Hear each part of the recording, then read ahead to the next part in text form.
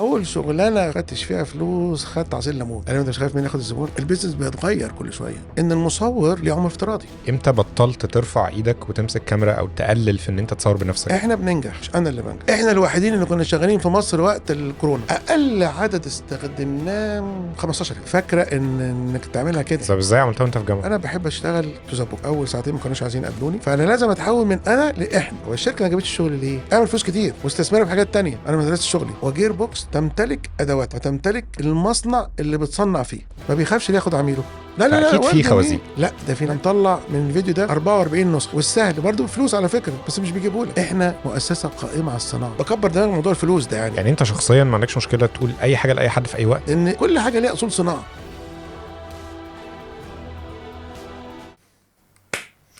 استاذ خالد الداش منورنا. انا متحمس جدا للحلقه دي. انا بعت لك رساله، قلت لك انا مستني اليوم اللي هبقى بتكلم فيه معاك، عشان مش انا بس اللي مستني ده، انا ناس كتير جدا عايزه تعرف ايه اللي بيحصل لمصير اي مصور او اي حد دخل مجال التصوير بهدف الهوايه. كلنا بدأنا هوايات والموضوع ابتدى يبقى فيه فلوس وابتدى يبقى فيه بيزنس، فمنورنا عشان تقول لنا ايه اللي حصل. الله يكرمك. انا بكفادي انا مبسوط جدا ان انا معاك النهارده. ما اعرفش، حصل حاجات كتير يعني. يعني مثلا جير بوكس استوديو من اكتر الاستوديوهات اللي انا شايفها من وجهة نظري في مصر حاليا، بتقدم كواليتي معينة مش ناس كتير بتقدمها في مجال بقى العربي، تصوير عربيات، تصوير اي كوميرس عامة، الحتة الدعائية او التصوير الدعائي او الكوميرشال فوتوغرافي اللي في الحتة دي انتم من التوب 3، خلينا نقول توب 3. ف 2001 كان البدايه. انا شايف انه استابلشد على في البايو في انستغرام جير بوكس استابلش 2001. مظبوط. 2001 دي انا كنت في 5-6 ابتدائي حاجه كده. ف 25 سنه. تمام مظبوط. عرفنا بيك الاول وابتدي معانا الرحله كده لحد ما نوصل لل 25 سنه دول. ايه اللي حصل فيهم؟ حاضر. بص يا سيدي، انا اسمي خالد داش. انا اصلا من الفيوم. يعني انا يا سلام. من الفيوم. اوكي. وهي طبعا محافظة بنت فيا نوع مختلف، لأنه زي اسكندرية كده. الناس اللي بتعيش في اسكندرية والبحر وعندها الهورايزون وبتاع والسماء، يعني عندها تركيبة بتخلق جواهم نوع من الكرياتيفيتي مختلف، أو التصور والرؤية، نسب إضاءة، يعني بيشوفوا الألوان والنسب بشكل مختلف. يعني عشان كده تلاقي ناس في أوروبا بتشوفها بنسب مختلف يعني. صح. الفيوم عندنا كده، لان الفيوم هتلاقي ميكس ميه وزرع وصحراء يعني اسكندريه فيها صحراء، لا الفيوم فيها صحراء. تروح عند البحيره تلاقي ميه وخضره وصحراء، فالثلاثه ايوه. تركيبه الوان يعني. وانا دخلت فنون تطبيقيه عشان ادرس تصوير. يعني درست فنون تطبيقيه، تصوير سينما وفوتوغرافيا وتلفزيون، واتخرجت 91. حلو. من 91 اشتغلت اسيستنت مع مصورين. اشتغلت مع ناس فرنساويين كانوا مقيمين في مصر. بعد ما خلصت الجيش في 93 اشتغلت معاهم. بعد كده اشتغلت لوحدي شويه، وبعد كده ابتديت انا واحمد زيدان شريكي نعمل جير بوكس ستوديوز. احنا الاثنين خريجين فنون تطبيقيه، انا اكبر منه شويه. ولكن احنا الاثنين كان عندنا نفس الفيجن ونفس التصور ونفس الطموح، اللي احنا نعمل حاجه مش موجوده في مصر في الوقت ده في 2001. من 93 ل 2001 صورت ايه بالظبط عشان توصل للحظه بتاعت 2001؟ يعني الفتره دي جربت انواع ايه وعملت ايه واشتريت ايه؟ احكي لي عن الوقت. طيب انا كنت بحب ايه في التصوير؟ انا ما كنتش مثلا مصور فاشن، مش ده الهوايه بتاعي. انا كنت بحب الصناعه، بحب اصور برودكت، احب اصور مصانع. اوكي. فدي كانت بتستهويني قوي يعني. غريبه جدا جدا جدا يعني، حاجه غريبه جدا يعني. يعني كنت يعني اليوم اللي عندي فيه تصوير مصنع كنت في غايه السعاده ومستمتع لكذا سبب. يعني انا كان بالنسبه لي اولا بشوف ازاي الدنيا بتتطور وبتجري بقى، يعني بفهم يعني ايه صناعه. يعني انت زيارتك للمصنع بتفهم اجراءات امان واجراءات سلامه، بتفهم يعني ايه خطوات تصنيع، بتفهم اي حاجه انت بتعملها بتبتدي ازاي وتنتهي ازاي، لان كلها كانت مراحل تصوير في الصناعه دي كلها. صح. فكان طبعا علوم بتكبر مداركك وبتفهم يعني بحبها. وفعلا زي ما تقول كده حاجه غريبه جدا يعني، موضوع شق جدا وموضوع خطر جدا. وعندي مثلا تعويره صغيره مره تعورتها يعني لو لفتت ربنا كان وش طار. يا مصنع. في مصنع. احكي لنا ايه اللي قصدي قريبه جدا من يعني ده. يعني ستر ربنا تماما يعني انا مره بس الموضوع اتشعب. لا نسمع القصه دي ونكمل. طيب بص يا سيدي، دي كنت على كان في حتى ربنا يرحمهم مصورين زملاء كان الونش اللي بيشيل الثبت ده حصل الثبت ده السلك الواير ده جزء منه فك دول من حوالي كام شهر وقعوا وماتوا الله يرحمهم يعني. ده كان حصل يعني. فدم السلك ده حديد فطار، فانا شفته هو بيطير فطار كده اهو فيدوبك يا لهوي. لو ما كانش خد بالي طبعا كان اكيد ذبحني لانه عنيف جدا طبعا. احكي لك على موقف بس من مصانع. مره كنت في مصنع من مصانع الحديد والصلب اللي احنا بنسميها مصانع حديد والصلب تحت السلم. ماشي. فكان اول ملحوظه الناس بتوع الامن والسلام قالوها لي اوعى تدي ظهرك للسيخ. يعني ايه يا جماعه؟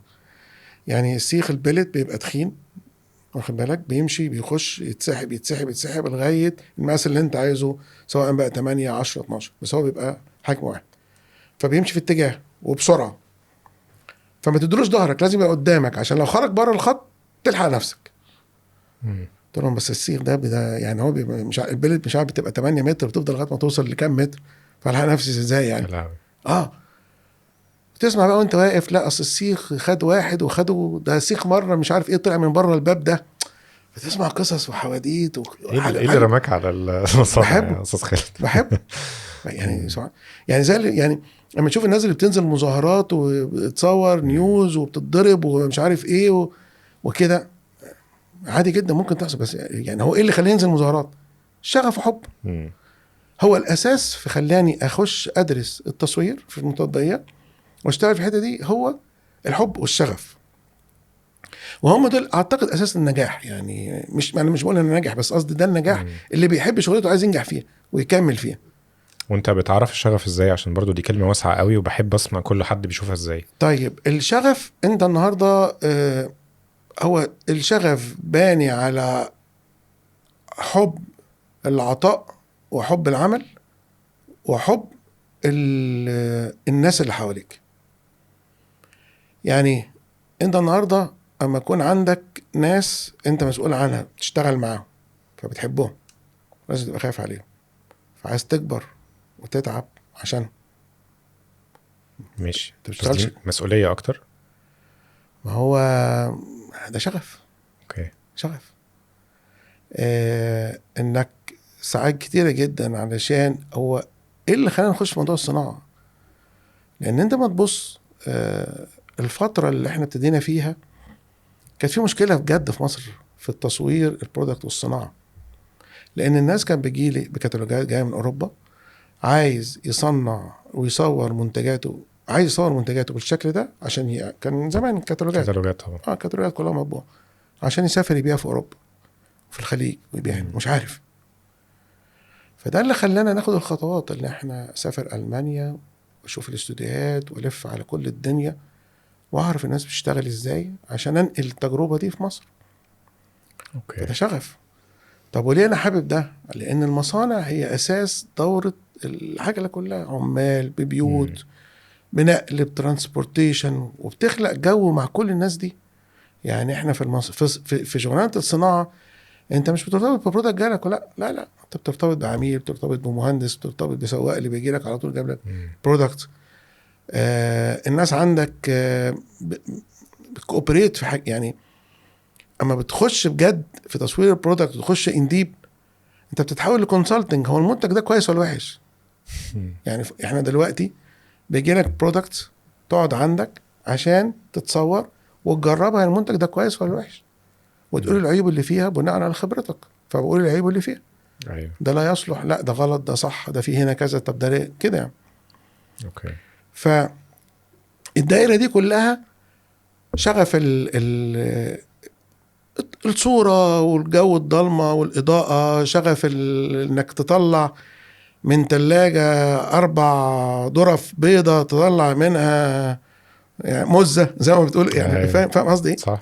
فكل ده شغف انك بتحاول توصل ما وراء البعد الثالث في مخك. يعني هو انت عايز توصل لحتة انت مش موجود فيها اصلا وتوصل الناس فيها لحتة مش موجودة. يعني مين بيصور تلاجة بيضة بيطلع حلوة؟ عايز تطلع حلوة ازاي؟ ما هي 4 حيطان بيضة يعني ما فيها ايه يعني. وعلى خلفية بيضة يعني كمان فتخيل بقى انك بتلعب بده وبتطلعها حلو.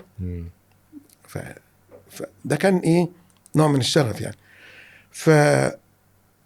واي واحد بيبص على تفاصيل شغله وبيحبها هتلاقي بيعمل كده. هو عايز يعرف ايه النقط القوه والضعف فيها، هو عايز يوصل فيها لايه علشان يبتدي يملى الحاجه اللي جواه. هو انت بتملى الحاجه اللي جواك انت عايز تملاها، بس بتملاها بقى على حسب بقى. في ناس بتملاها بماده، في ناس بتملاها بشهره، في ناس بتملاها باربع خمس حاجات يعني. كل واحد بيملاها بطريقته يعني، ما تقدرش تحكم على حد صح ولا غلط يعني.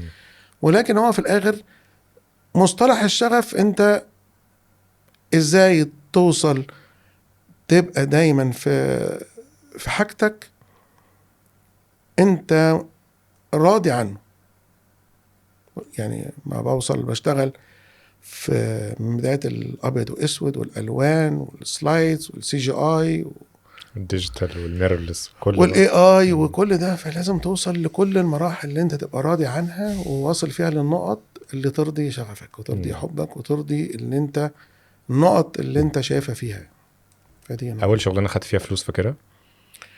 اول شغلانه فعليا كنت انا في الجامعه وما خدتش فيها فلوس، خدت عصير ليمون. مقايضه دي ولا ايه؟ احكي لي كانت ايه؟ دي كان شغلانه لشركه شيني. ماشي. كان مطلوب يعملوا كتالوج للمنتجات بتاعتهم. فانا شيني دي اللي خزف والحاجات دي. كان اطقم حمامات وحاجات كده. فكنت طالب في الجامعه سنه رابعه تقريبا. جات لك ازاي؟ انا كنت بفرق، ما انا مش فاكر بصراحه، بس كنت بفرق يعني. ما كنتش بقى يعني. كان الشغلانه دي سنه 90 مثلا، انا اتخرج 91، ف 35 سنه مثلا ولا حاجه. انا كنت 40 مش عارف كتير. لا انا يعني طيب تمام. انا من سنه اولى وانا بشتغل في التصوير يعني. انا دخلت الكليه ومجرد ما اتعلمت التصوير يعني، دخلت الكليه عشان اتعلم تصوير، ومجرد ما اتعلمت تصوير فانا بشتغل خلاص. عادي خلاص. لا خلاص بشتغل. اشتغلت تاخد فلوس؟ اشتغل فلوس بعد على طول. انا ما حلو. بس ازاي عملتها وانت في جامعه؟ بشتغل، بجيب شغل، بدور بفرك يعني، مش قاعد يعني. اصل يعني انا بس سؤالي مستغرب علشان وقتكم كانش في حاجه. احنا دلوقتي بنفرج على السوشيال ميديا، نبعت ايميل، نبعت ما اعرفش ايه. انت بتفرج بتمشي على رجلك تروح للناس بس اخيرا انا معايا كاميرا تعالى صور لكم؟ طبعا عادي يعني.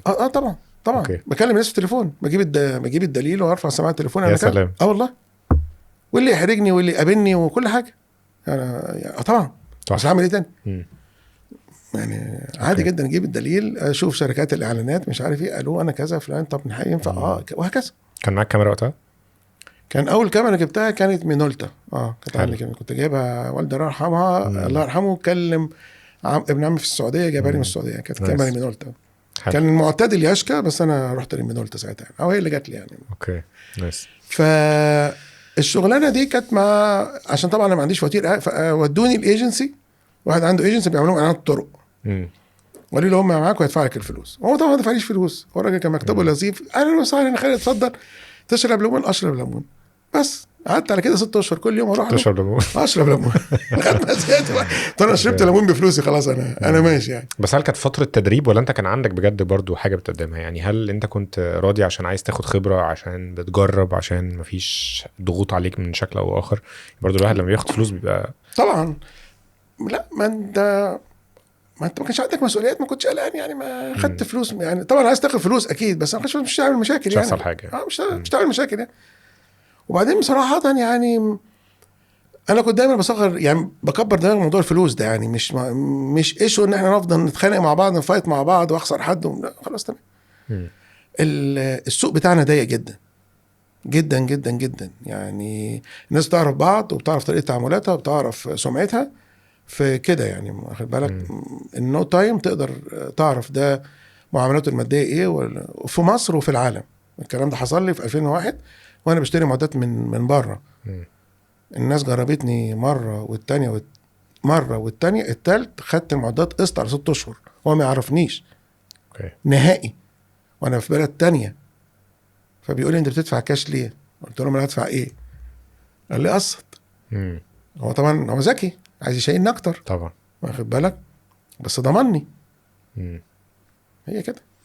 ووقتها ازاي ما جربتش اسهل حاجه اي حد معاه كاميرا بيخش فيها الافراح؟ ما كانتش من الشغف بتاعي. وليه ما أوكي. جربتش الرياضه، وليه ما جربتش النيوز؟ ما هو التخصصات ما كانتش ممكن، بس بحس ما اعرفش، حاسس ان يمكن جيلنا دلوقتي اي حد عايز يبدا كده ويجرب. الافراح في كل مكان حوالينا، اي حد مظبوط. بيتجوز، خطوبه كانت بكتاب، ما اعرفش ايه، روح جرب صور صورتين يمكن تسلك. مظبوط، بس ما كانتش من الشغف بتاعي يعني، ما كانتش من الحاجات اللي انا حطيتها ان انا عايز اوصل فيها. لا انا كنت عايز اوصل ان يعني اوصل لشكل معين من الشغل والتصوير والمكان والمعدات والهيكله دي. اوكي. فما كانتش من ضمنهم دي. ما يعني حتى لما جيت اشتغلت فاشن شويه ما حبيتوش، ما حسيتش نفسي يعني. اوكي. فقلت لا انا مش بتاع الحته دي خالص يعني. احكي لي على بدايه شراكتك مع احمد زيدان، يعني الفكره جت ازاي؟ انا عارف ان البدايه كانت 2001 بقى احمد احنا زملاء. هقول لك بقى بصراحه يعني فكره برضه غريبه جدا، احمد هو اللي دايما بيحكيها. انا كان دايما يجي عليا الشغل، انا كان مكتبي في مدينه نصر، كان يجي عليا كنت باخد اجازتي من نص رمضان. كنت بحب اسافر دايما نص التاني من رمضان اقعد في مكه والمدينه يعني، اقعد 5 ايام كده يعني. فاحمد كنت بعرفه من الكليه، واحمد كان طبعا استاذ يعني، هو دلوقتي حاليا استقال، بس هو كان بيدرس في الجامعه ومعاه دكتوراه، وكان بيدرس في الجامعه الامريكيه، يعني هو من الناس اكاديميا وفنيا وعلميا ممتاز، احسن مني بكتير يعني، ما شاء الله عليه يعني. ف جات لي شغلانه، فكلمته قبل ما تشارك، قلت له احمد بص في كذا كذا وانا مسافر والعميل مستعجل عليها جدا. قال لي طب ماشي يا خالد حاضر. قلت له بص تعالى، انت هتحاسب 1 2 3 وهتعمل 4 5 6. فقال لي ايه ده انت بتقول لي ايه؟ قلت له بقول لك انت هتعمل ايه. قال لي انت مش خايف مني اخد الزبون؟ قلت له لا يا حبيبي ما بخافش من الحاجات دي. انا لا بخاف من الرزق ولا بخاف من الزبون ولا بخاف من اي حاجه من الحاجات دي خالص. الزبون هيجي، الزبون هيمشي، الزبون يشتغل، الزبون ما يشتغلش، انا بعمل، انا بصحى اشتغل اعمل اللي عليا بقى بتاع ربنا، ماليش دعوه بالكلام ده خالص. انا مش في دايره تفكيري اصلا انك تاخد الزبون ما تاخدوش. دي كانت النقطه اللي احنا ابتدينا فيها ايه، نفهم يعني ايه عقلانيه في الشغل، واخد بالك. وراح عمل الشغلانه وتمام وحاسب وتمام وزي الفل. وبعد كده كلمته قلت له انا بفكر في كذا، قال لي انا برضو بفكر في كذا. قال لي خلاص طب تعالى نبتدي ايه نشوف ده. حلو. كان ساعتها كان اشهر معرض في العالم كان فوتوكينا، طبعا حاجه عملاقه يعني. فقال لي طب خلاص احنا السنه دي فوتوكينا، تعالى بقى نروح نشوف فوتوكينا عامله ايه ونبص عشان يعني نبتدي نشوف بقى المعدات، نشوف الموردين، نشوف الناس دول. فدي كانت البدايه يعني، احنا نبتدي نشوف الناس بره. وكانت المانيا بصراحه هي الاكثر، هي اللي حسينا ان فيها التكنولوجيا وفيها النو هاو وفيها الاستوديوز الكبيره وفيها طبعا اري، عندك كل حاجة. هنسل، يعني كل البراندات اللي انت عايز تذكرها كلها موجوده في المانيا. فانت رايح تشوف البلد بتاعه المعدات وبلد الاستوديوهات يعني كل حاجه، وبلد الصناعه، وبلد الصناعه بالظبط كده. فقعدنا شويه ولفينا شويه، والناس ساعدتنا وفكروا معانا ونصحونا يعني كانت الفكره ان انتوا هتعملوا استوديو. بالظبط كده، صح؟ هو ده استوديو اللي بيزك جدا اللي هو ده، وانتوا الاثنين تبقوا موجودين فيه وبيجي لكم شغل وبتصوروه جوه الاستوديو بره الاستوديو، مش فارق، بس يعني في مكان بالظبط كده. بس انت الاستوديو ده مجهز ان انت تيجي عربيه تصور، يجي فرنتشر يتصور، اي حاجه صغيره او كبيره تتصور في الاستوديو. اول استوديو كان فين؟ اول استوديو برضه كان في براوش، بس كنا مأجرينه، ده اجرناه، ده هنجر كان كان جوه كومباوند صناعي، اجرناه شويه. وبعد كده الراجل الطيب صاحب المكان طمع شويه في الايجار، فقررنا ان احنا ناخد ارض ونبني الاستوديو بتاعنا، وعملنا كده جنبنا برضه في براوش، اشترينا ارض وبنينا الاستوديو بتاعنا يعني اللي احنا فيه حاليا دلوقتي. اوكي. اصل لسه متجدد قريب ده برضه في نفس المكان؟ نفس المكان بس جددتوا الهيكل وغيرنا بقى الاستراكشر بتاعه يعني، زودنا فيه مساحات وادوار والكلام ده كله. حلو. علشان نقدر ناخد بقى يعني ايه النفس الاخير، الفيجن الاخير. ودي النقطه اللي اللي احنا بنتكلم فيها، ازاي انت بتقدر تستمر في البيزنس. ما انت البيزنس بيتغير كل شويه، فانت كل شويه لازم تفكر ازاي تمانوفر معاه وتقدر تكمل. هو ده الفرق ما بين احنا ليه اصلا عملنا جير بوكس يعني، ليه ما كملناش فريلانسر انديفيدوالز؟ بليز قول لي. لان احنا الاثنين كان عندنا عملنا بفكره، وده برضو خدناها من الناس الكبار، ان المصور ليه عمر افتراضي. انت ليك عمر افتراضي مش بمزاجك. ليه العمر الافتراضي؟ عمر افتراضي مبني بعلاقاتك باصدقائك اللي بيشغلوك دلوقتي، مبني بالجيل بتاعك ده هنا في مصر، مبني بمجهودك والتكنولوجيا بتاعتك اللي انت وصل لها. كل ما بتكبر وبتبقى ابديتد بتطوله. طيب فاحنا درسنا احنا عايزين العمر الافتراضي هينتهي مثلا عند سن ال 45 تقريبا في الرينج ده، 45 47. طب انت عايز تطوله تفضل في الشغلانه دي فتره طويله، يبقى لازم تبقى كوربريت. انت بتماركت لشركه واسم، وانت بتماركت فيهم، يعني انت جزء من المنظومه. المنظومه دي شغاله، انت جزء منها، سواء فرد فيها بتكريت او بتبدا او بتدير او هتتحول بعد وقت معين لبزنس اونر. اوكي فاهم قصدي؟ فازاي تقدر تظبط مخك ان انت عند الوقت ده تبقى انت واصل للمنظومه دي. ودي المنظومه اللي هي الناس بتشتغل بيها في العالم، مش منظومه الانا، منظومه النحن، احنا مش انا. اوكي. وهي دي الاخطر، انك بتترفع بذاتك عن الانا. احنا بننجح، مش انا اللي بنجح. فالمؤسسه بتنجح، مش انا اللي بنجح. التسلسل بتاع جير بوكس ستوديوز من اول ما بدات انت واحمد لحد النهارده، مين اول حد عينتوه؟ ايه الاقسام؟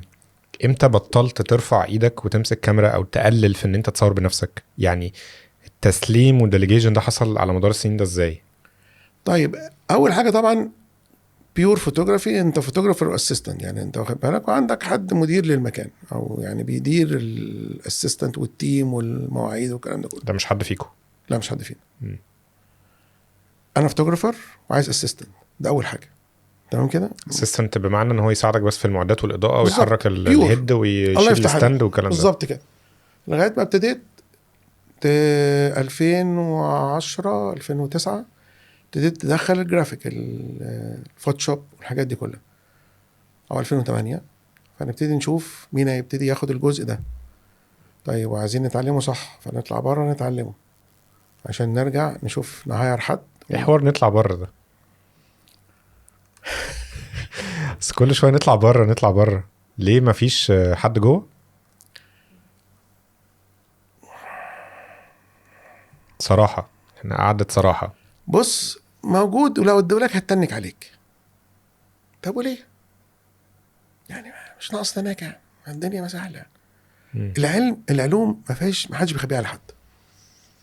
انا رحت في 2010 انا واحمد قبل الثوره على طول، عشان بنقابلنا شركه في المانيا ونتفق معاهم علشان نشتغل معاهم في السي جي اي 2010. ناس بمنتهى البساطه تعاملوا معانا، اتكلمنا، جزرنا، اتفقنا، هوب في بدايه 2000 يناير الثوره قامت. الموضوع وقف، ولكن احنا اصحاب واتكلمنا وتمام. 2013 اشتركنا معاهم وشاركناهم علشان نشتغل في السي جي اي، وهو لا عنده اي غضاضه ولا مضض ولا عادي. اي عادي جدا، ولا سر ولا كون ولا حربي، وما فيش اسرار في كون، فيش اسرار. هنا في مصر تحس الموضوع كبير، سر يا عم، سر ايه بس، براحتك خليك براحتك. يعني انت شخصيا ما عندكش مشكله تقول اي حاجه لاي حد في اي وقت؟ تماما، مفيش حاجه اسمها سر الخلطه. ما انا قلت لك مفيش سر، مفيش سر، في انك تفهم السر. يعني انا ما بقول لك تعالى هات ده وده وده ونور ده، يا شايفها يا مش شايفها. يعني انا مش ممكن اخش جوه عينك تشوفها، ده انا اعمل لك ايه؟ طيب بس في حاجات انت سافرت جبتها بالصعب وبالفلوس الغاليه، تمام، واشتغلت تيجي عادي تديها لحد عادي، ما عندكش مشكله. انا ما اشتغلتش بايدي سي جي اي، انا كان عندي تيم ما شاء الله كلهم اكسبرت، كلهم موجودين في السوق ما شاء الله عليه. انا ما اشتغلتش بايدي، انا بروح اجيب النو هاو والنولج وافهم. انا كانت قوتي ايه انا واحمد؟ ان احنا ازاي نسيميوليت النور بشكله بالموديفايرز بتاعته على ال 3 دي بروجرامز. هي دي قوتنا. احنا اتشاركنا مع الناس وعملنا شغل في المانيا مع شركات كبيره جدا عالميه، بي ام وبراون و بالطريقه دي. انت ازاي؟ انا هنا على البرودكت ده انا عايز سوفت بوكس. طب السوفت بوكس ده ورا ديفيوجن ولا ده هارد ورا ديفيوجن ولا كل ده انت تعرفه، انت بتعرفه، انا اللي بعرفه من خبرتي في الشغل. معلش خدنا في الرحله بتاعت سي جي اي عشان برضو الناس مش يعني ممكن يبقى في حد بيسمع بايه سي جي اي وبتاع مش فاهمين حاجه. بنصور جبنا عربيه عايزين نصورها، احكي لي الطريقه التقليديه وبعد كده دلوقتي احنا بنعمل ايه، ودلوقتي حالا اللي هو بعد نانو بنانا والاي اي والحاجات دلوقتي بنعمل ايه. احكي لي التطور ده كده سريعا. احنا عندك اول حاجه انك بتصور البرودكت، بيجي لك برودكت بتصوره. خلينا ناخد مثلا اديني مثال مكنه حلاقه حلو براون، حلو. عشان ده احنا اشتغلنا لهم كتير. حلو. يعني قعدنا سنين طويله الباكجينج وورلد وايد لبراون ده طالع من جير بوكس. جميل. تمام كده. المكنه الحلاقه بتتصور، لو انت بتصورها جيب سوفت بوكس، تنورها بهارد لايت، جيب ديفيوجن ماتيريال وات ايفر انت عايز تنورها ازاي بالتكنيك بتاعك. حلو كده. طب انت ما عندكش ده، انت عندك 3 دي موديلنج للبرودكت ده، حلو. وعليه تكشر وعليه ماتيريالز وعايز تنوره. فانت كمصور عايز تنقل نور خبرتك في الريل على السوفت وير. طب هو معلش ليه انت بتشتغل اصلا على سوفت وير 3 دي؟ اصلا ما فيش منتج لسه هيطلع كمان سنه. اوكي. ولا سنه ونص. فانت اللي مرحله السي جي اي بتيجي قبل التصوير اصلا، قبل البرودكت اصلا. قبل ده أي هو حاجة. عمل الديزاين اللي لسه هيتصنع وتطبع له كراتينه وتصممه وتنزل عشان توزع في العالم كله، ده قبلها بسنه ونص. احنا اي بروجكت اشتغلناه قبلها بسنه ونص مفيش اصلا. اوكي. انا دي معلومه جديده عليا، انا ما اعرفش ان دي البروسيس. لا، ما ده البروسيس. ما هو البرودكت اللي انت شايفها في الشارع دي دلوقتي برودكت جديد، ده ما طلعش امبارح قال لك يلا طلب. لا ده بقى كتير قوي جاهز وعمل الصور بتاعته وراح طبع الكراتين وخد ابروفد من ده ونزل ماركت ريسيرش وشاف الابحاث وشاف الشكل لا موضوع طويل جدا. لا الناس في المانيا ان شاء الله بكره هنطلع برودكت ويلا بينا. طب ليه الديزاينر اللي هو المفروض اصلا بيصمم المهندس اللي صمم المنتج ليه ما بيعرفش يعمل اضاءات ويطلع؟ هو مش مصور. هو مش مصور. حتى لو مصور مش مصور شاطر. وانا هنا مصور شاطر. فهمت. طب في لينك بين البرنامج بتاعه والبرنامج بتاعك فبتتلاقوا في حته تعملوا بقى حاجه؟ لا انا باخد منه البرودكت. يعني هو فايل متوصف فيه الخامه، ده كاوتش، ده مثلا ميتال، ده كذا ده كذا. أوكي. متوصف. وتبتدي انت بقى تشتغل على نبتدي بقى مع ال 3 دي ارتست معانا في التيم. 3 دي ارتست اللي معانا في التيم ده ناس من المانيا جت علمته ودربته مره واثنين وثلاثه ويعمل ايه ويشتغل الكلام ده كله علشان توصل ان انت مطلع البرودكت ده محطوط على الكرتونه وورلد وايد، مش في مصر، في العالم كله. اوكي. ومعمول على جهاز في مصر، جهاز كمبيوتر موجود في مصر طبعا بايدي مصريه. دي مرحله. كان في حد في مصر بيعمل الكلام ده غيركم؟ لا مفيش. اوكي. مفيش. عشان كده بتطلعوا بره يعني بالظبط. لانه بره ما عندوش يعني اصل هو ايه زي ما بقول لك، هو ما عندوش حاجه يخاف عليها، هو عايز يشتغل. هو انت النهارده هنا لا خبي ده كده وشيل ده، ما فيش الكلام ده يا سيدي، خلينا نشتغل بقى ونخلص. طب اسالك سؤال وجاوبني بصراحه. بينك وبين احمد وانتوا بتتكلموا وقتها ما خفتوش الناس اللي شغاله على الاجهزه دي وتعلمت تفلسع وتعمل حاجه لوحدها؟ ربنا يرزقها. بص انا فاهم حاجه، انا وهو عمرنا ما خفنا من الرزق، ولا ان شاء الله لغايه ما نموت هنخاف من الرزق. ده موضوع بره. يعني ممكن تخاف من حاجات كتير، ممكن تخاف مثلا السوفت بوكس ده عليا دلوقتي، يعني ممكن اسالك بقى ده انت عامل له سيفتي وبتاع، انما ما فيش، مش في دماغنا اصلا. خاف من ايه؟ وانا ماشي دلوقتي لقيت مش عارف ايه حصل لي ايه، كسبت فلوس، طب انا وانا ماشي العربيه اتخبطت عملت حادثه خسرت فلوس، طب انا هعمل ايه طيب؟ اوكي خلاص وهعتبره كده عربيه عملت حادثه. فالنقطه دي مش في دماغنا، يعني مش في دماغنا تماما يعني. ماشي. بعد السي جي اي ايه اللي حصل بقى؟ احنا دلوقتي اصل في عصر مرعب. احنا دلوقتي انت بتخش تكتب جملتين يطلع لك اللي انت نفسك فيه. دلوقتي احنا شغالين بالتكنيك بتاعنا، احنا عملناه شويه الاي اي، يعني بنميكس كتير. احكي لي عنه بقى اكتر. بنميكس كتير اللي احنا بقينا يعني هتلاقي اليومين اللي جايين كده كام حاجه نزلناها على يعني الفتره اللي فاتت نزلنا كام حاجه على البيج بتاعتنا. احنا طبعا بنصور حاجه صورها ريل كويس، وبنستخدم الاي اي تولز كانه فوتوشوب، بس يعني بنستخدم كانه افتر افكت في الفيديو، كانه في الصور كانه فوتوشوب. يعني بنشتغل بتكنيك بنوصل بيه اللي احنا الفيجوالز اللي احنا شايفينها من وجهة نظر بتاعتنا، تفاصيلها واضحة قوية، والاي اي دخل اضاف حاجات كتيرة احنا محتاجين. تحفة. ايه التولز؟ السوفت وير يعني قصدك؟ yes. سوفت وير كتير، كل المتاجرة جيميناي، كل الحاجات اللي ما فيش حاجة سبيشال، ولكن كل حاجة بنشتغل فيها بحاجات. وكل خلي بالك انت النهارده بتشتغل بتلاقي بكره نزل ابديت في حاجه جديده، صح. وده السرعه بتاعته، وده الجميل يعني. وده الجميل انه التعليم بتاعه كويس وسهل وسريع، ولكن انت ازاي النهارده تبقى، يعني احنا ان شاء الله في شغلانه هننزلها دي، عاملين العربيه مرسيدس. تحفه. حلو كده، العربيه متصوره ريل، دخلنا شويه حاجات بالاي اي العربيه نفسها جت الاستوديو عندكم طبعا واتصورت؟ طبعا. اوكي، تاخدني رحله معاك كده في الموضوع ده. يعني بتفكر ازاي؟ يعني دخلني جوه دماغك، جايلك عربيه داخله الاستوديو بتركن، هتعمل ايه؟ هتحط اضاءه فين؟ أول هتبتدي واحد بايه؟ ديفيوجن، هارش، كم وحده اضاءه؟ يعني مثلا الناس عايزه تعرف ايه اللي بيحصل. احنا بس يعني خلي بالك ده مش حاجه منتشره خالص. خلاص احنا ان شاء الله يعني يمكن يكون قريب في ورك شوب عن العربيات، يعني ممكن برضه نبقى نقول لك عليها وقتها باذن الله، اتمنى احضرها عشان طبعا. حتى ضيوفك او الناس المتابعين ليك ان شاء الله، وطبعا يا تقدر ريت. علينا طبعا يعني. اول واحد علمنا الشغلانه دي كان واحد اسمه رينشتاود، ده كان في المانيا، هو كان بيصور المرسيدس، هو عامل بوك محترم كده، وكان بيجيب المعدات من واحد تاني بس انا تايه اسمه، رحنا جبنا من، يعني احنا عرفنا العكس من بتاع المعدات، هو اللي قال لنا ده اللي بيصور كذا. فجبنا الكتاب بتاعه وذاكرناه وحفظناه من اول العربيه بتتجهز ازاي. يعني انت العربيه مش بتيجي دخلها الاستوديو تصور، لا، احكيلي. تظبط الكاوتش وتظبط اللون وتظبط الجوف التجويف بتاعها وتشوف تفاصيلها، ولو في حاجة عايز تعملها في الباب، يعني تفاصيل كتير، تشيك ليست قبل الكاميرا وقبل الاضاءه، قبل اي حاجة. وبعدين نحط العربية كده قدامنا، تقعد تلف حواليها. طب الخط ده جاي في التصميم، طب لو بصيت عليه من ورا هيبقى شكله ايه؟ طب الخط ده لو انا بصيت من فوق هيبقى وضعه ايه؟ لان كل عربية فيها ديزاينز في الخطوط، صح، وهكذا. فانت بتاخد معاه الاول جولة، لانها في الاول وفي الاخر هي ليها شكل وليها فورم، وبعدين بتاخد البريف بتاعها.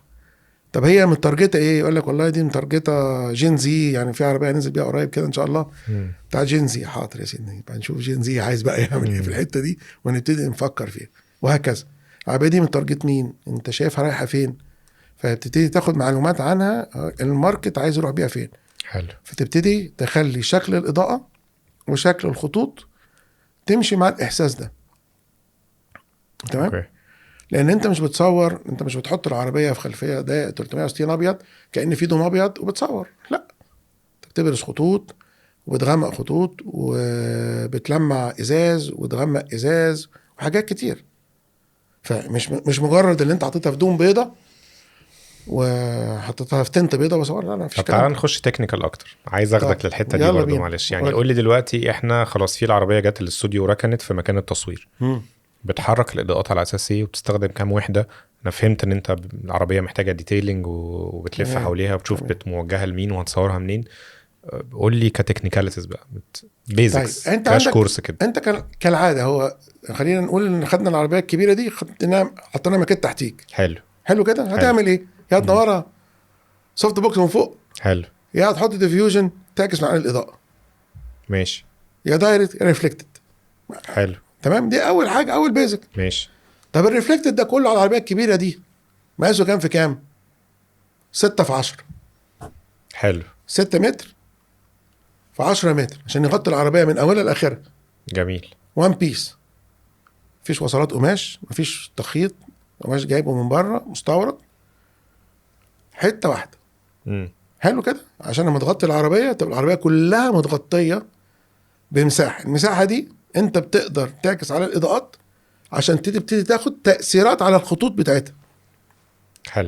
حلو كده. فانت رقم واحد سكريم كبير جدا من فوق جدا، 6 متر في 10 متر، وبتعمل اللي هو زي بوك لايت، تضرب الهيدات في حته فوق عشان تنزل على السكريم. بالظبط كده، صح. حلو كام كده. هيد بقى؟ اقل عدد استخدمناه 15 هيد. اوكي، كام واط كل واحد؟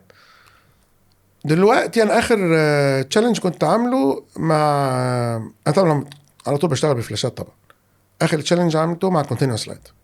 يا سلام. فرقت في حاجه؟ قول لي الفرق بعدين بس يعني. والله انا ما ده التشالنج بتاعنا بقى، اللي ايه الحاجات الجديده لازم، عشان كده بقول لك يعني ازاي تقدر ايه. اما جينا فكرنا ازاي احنا هنعمل النهارده الاضاءه كتير، فريزنالات وسكات نان لايت او اي براند من الحاجات دي كلها. طيب هي نفس الموديفايرز، هي كانت ايه المشكله اصلا؟ طيب خلاص خلينا نرجع تاني معلش الحاجه، احنا ليه اصلا ما كناش بنستخدم كونتينوس لايت في التصوير مثلا؟ ليه على طول ليه؟ ستروبس ليه؟ ليه؟ لان ما كانش فيه موديفايرز. اوكي. يعني احنا ابتدينا هي اللمبه عليها فريزنر لينس انزات 6 وبارن دورز، مفيش حاجه تانية، مفيش سوفت بوكس، مفيش اوكتا، مفيش ستريبات، مفيش اي حاجه. كل ده مش موجود. كل ده كان موجود في الفلاشات، كل ده بقى موجود مع الليد لايت. اوكي. فانت متخيل ان ازاي تكنولوجيا التصوير الفوتوغرافي كانت متقدمه جدا عن تكنولوجيا تصوير الفيلم. جدا. انا بصور ديجيتال من 2001. اوكي. من 2004 وعندي ديجيتال باك 25 ميجا بكسل لغايه دلوقتي موجود. اوكي. 25 ميجا بكسل في 2004، انت متخيل؟ اللي هي كاميرات دلوقتي يا دوبك يعني.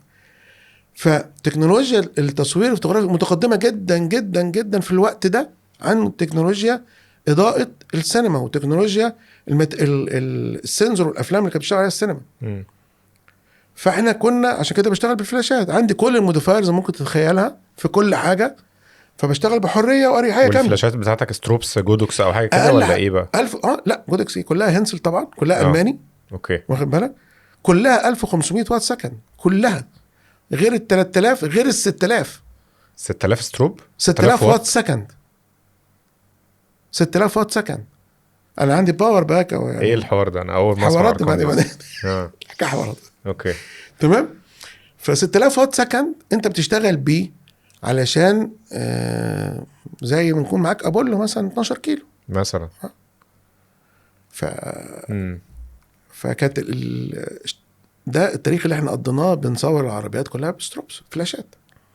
طب هل فيزية النور بتاعه الستروبس مختلفة عن الكونتينيوس لما عملت التشالنج ده؟ حسيت بايه هنا؟ شاربنس اعلى؟ لا. هنا اللون احلى مع الستروبس. اللون الايه؟ لون العربية ولا لون اللايت على العربية؟ اليومنس بتاع اللي بيطلع من ومضة الفلاش مختلف عن اللي بيطلع من ليد لايت من الكونتينوس لايت. في فروق كده تحس اللون ده هنا يعني كريسبي شوية يعني كده. اوكي. في طبعا احساس بس ما يتعدلش بالبوست. يعني عشان ابقى صادق معاك انا ما دخلتش في الحتة دي. هقول لك ليه. انا عندي 58 سنة. اوكي. كويس ما شاء الله. الشباب كتير وانتوا ناس كتير ما عادتش تشوف الجو النور اللي انا كنت بشوفه زمان. فاهمني؟ يعني الحاجات دي ما حدش بيشوفها ولا قعدت اشرحها له. ما هي زي الفل.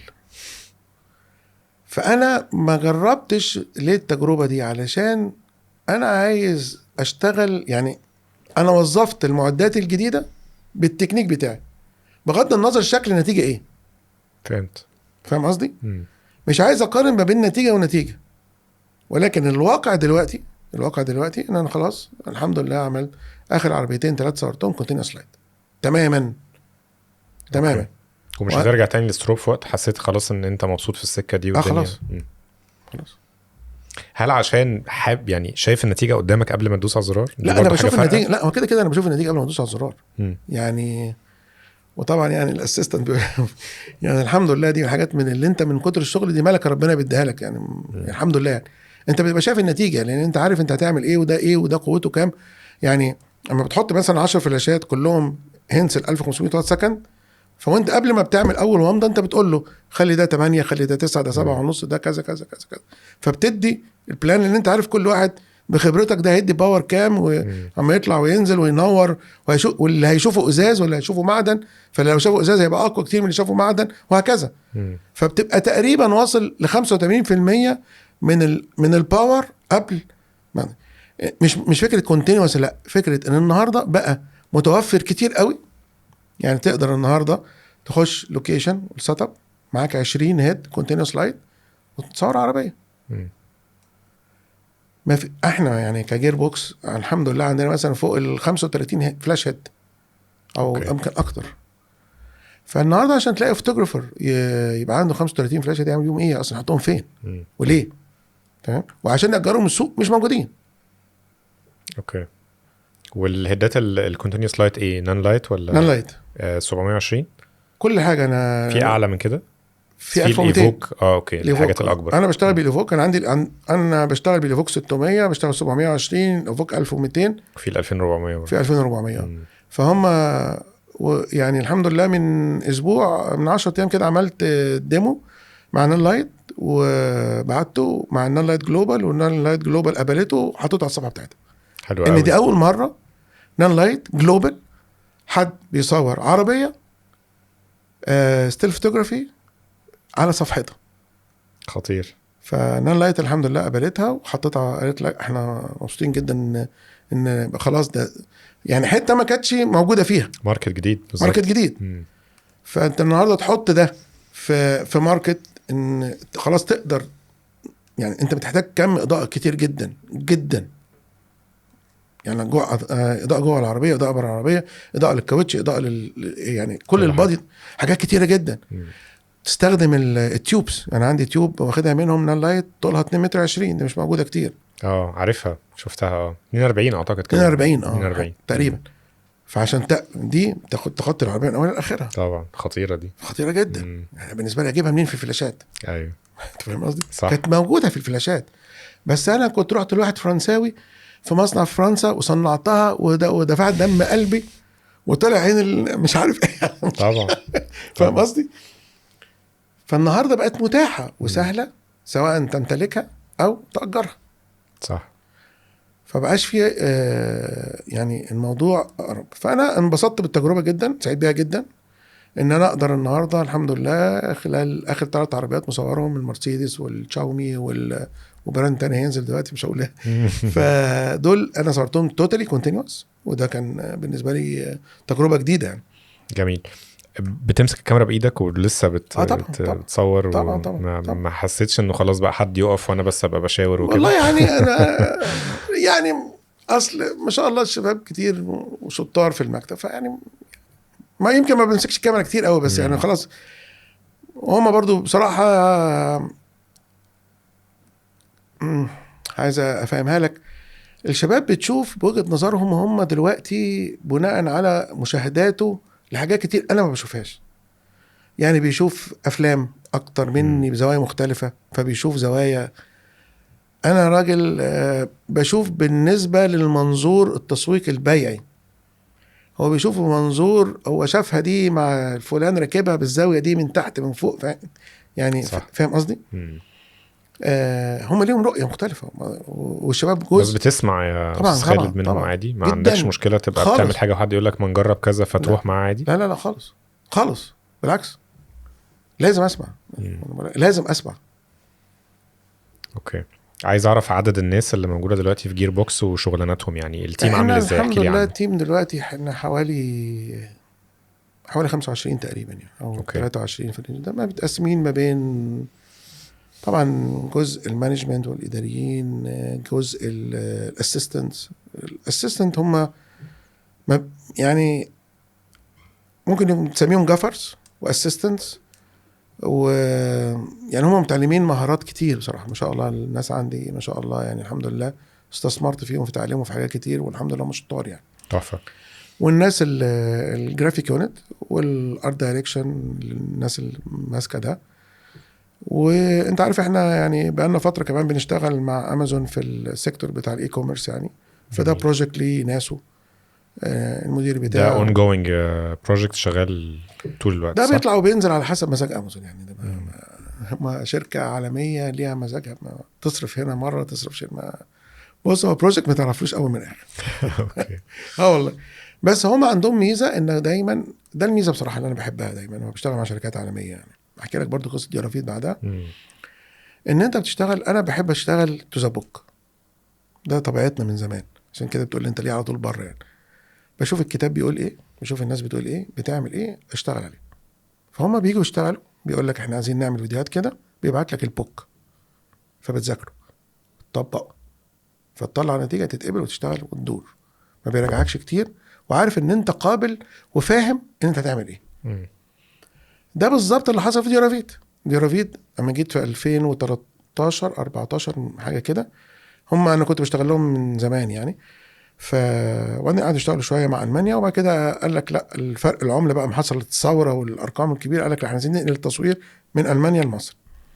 فقال لك طب خلاص انت لازم تسافر المانيا، تشوف السي اي بتاعتهم ازاي، يعني هم بيصوروا ازاي، وتقعدوا تتكلم معاهم ومش عارف ايه قبل ما نقرر ننقل التصوير ده لمصر. فهم بعتوا الاستوديو هناك اللي بيصور لهم، فانا رحت. الناس بصراحه كانت لطيفه جدا. اول ساعتين ما كانوش عايزين يقابلوني ولا يدخلوني. سنتين اول ساعتين اوكي. سوري، اول ساعتين ما كانوش عايزين يدخلوني ولا يقابلوني.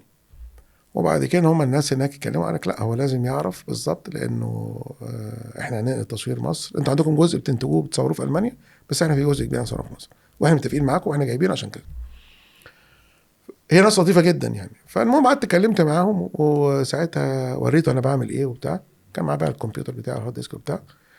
فطبعا الراجل فتح بقه وما اتكلمش. قال لي طب انت جاي تعلم ايه؟ ده المفروض انت يعني ما... قلت له مش جاي اتعلم ولا حاجه، الناس جايه بتقول لي تعالى. قلت له ماشي خلاص، جت اتفسح معاهم بس. وما وقفتش معاه في ولا سطر ولا شفت اي حاجه ولا عملت اي حاجه. هو شاف شغلك قال لك خلاص الراجل ده تمام. تمام. وانا اصلا مش عايز اشوف حاجه. اشوف ايه اصلا؟ انا جاي اهزر بس. انا جاي اشوف ايه حضرتك يعني. ايوه. هم في تريكتين اتعلمتها منهم، ما اقدرش انكرها يعني. هم دول اللي انا خدتها منهم. ايه بقى؟ هو بيشتغل على سقف ارتفاع معين. ماشي. واخد بالك؟ سقف ابيض. سقف ابيض. حلو. يعني لما بيبني حمام بيبنيه في ارتفاع معين. واخد بالك؟ هو ده الارتفاع انت تشوف بقى كبير صغير، بس ده هم حطوا ده في السي اي بتاعهم، تبني الحماماتك في الارتفاع ده. تمام كده. الحاجه الثانيه، ازاي تعمل مالتي لايرز من الباك جراوندز ريل. مش يعني الحاجات اللي هنشوفها يعني، كل الصور هتشوفها اللي ديورافيت عندنا هي اتس وان شوت، مفيش تركيبات فوتوشوب. فانت بتغير الخلفيه نفسها؟ الخلفيه يس اتس بانر مطبوعه متنوره بطبقات. يعني انت بتدي دبس. يعني هنا ادي الازازه اهو بتاع الشباك، وبعدين هنا الزرع، وبعد كده هنا السحاب. صور بانرات كله. الزرع ريل، ورا بانر، اخر لاير بانر، ووراها بقى يشوف يعني لايرز. فالديكور لايرز عشان الدبس يبقى طبيعي. عشان الدبس ده ليه؟ عشان خطير انت ده. خطير. عشان الحاجه البيضه اما تشوف ريفليكشن مبنى او سما تبقى ريل.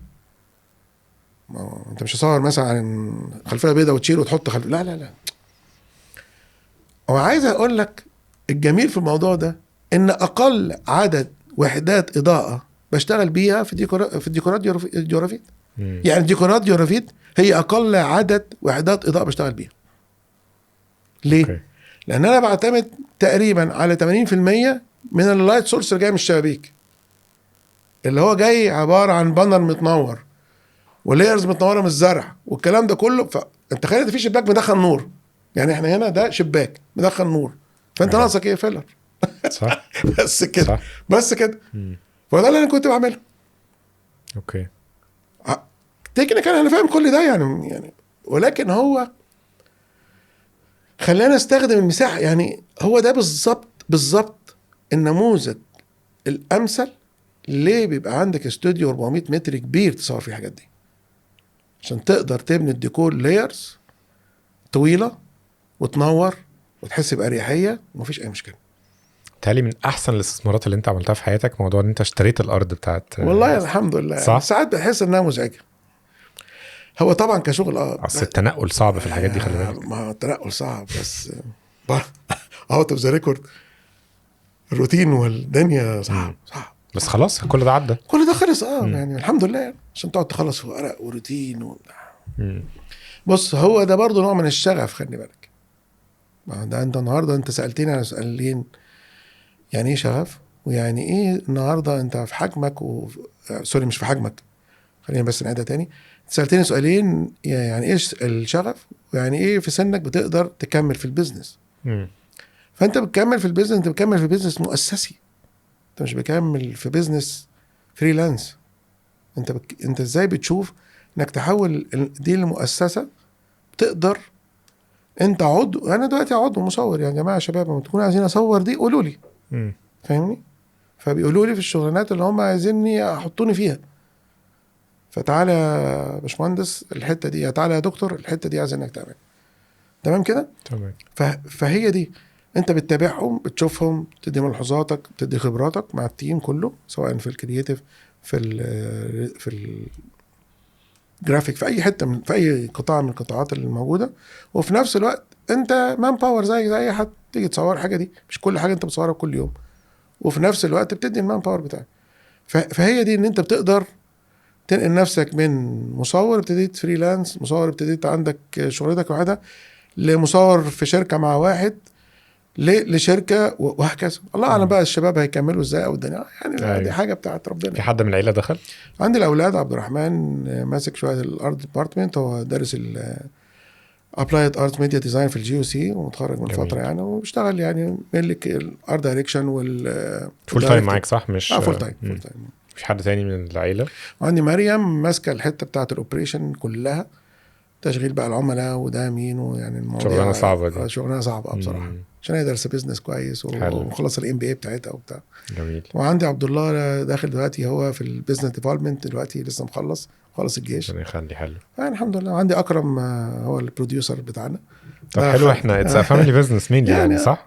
حلو يعني والله بحاول يعني كل واحد بيشوف اللي هو لو دي نقطة شغفك يلا جو اهيد اتفضل، مش نقطة شغفك ده اتس يعني الموضوع. بس ما عملتش بوش في حاجة لا على حد فيهم؟ لا خالص يعني كل حد براحته يعني. لا كل حد براحته تمام، لأن هو لازم ينجح هو يعني مش يعني هو لازم يلاقي طريقه.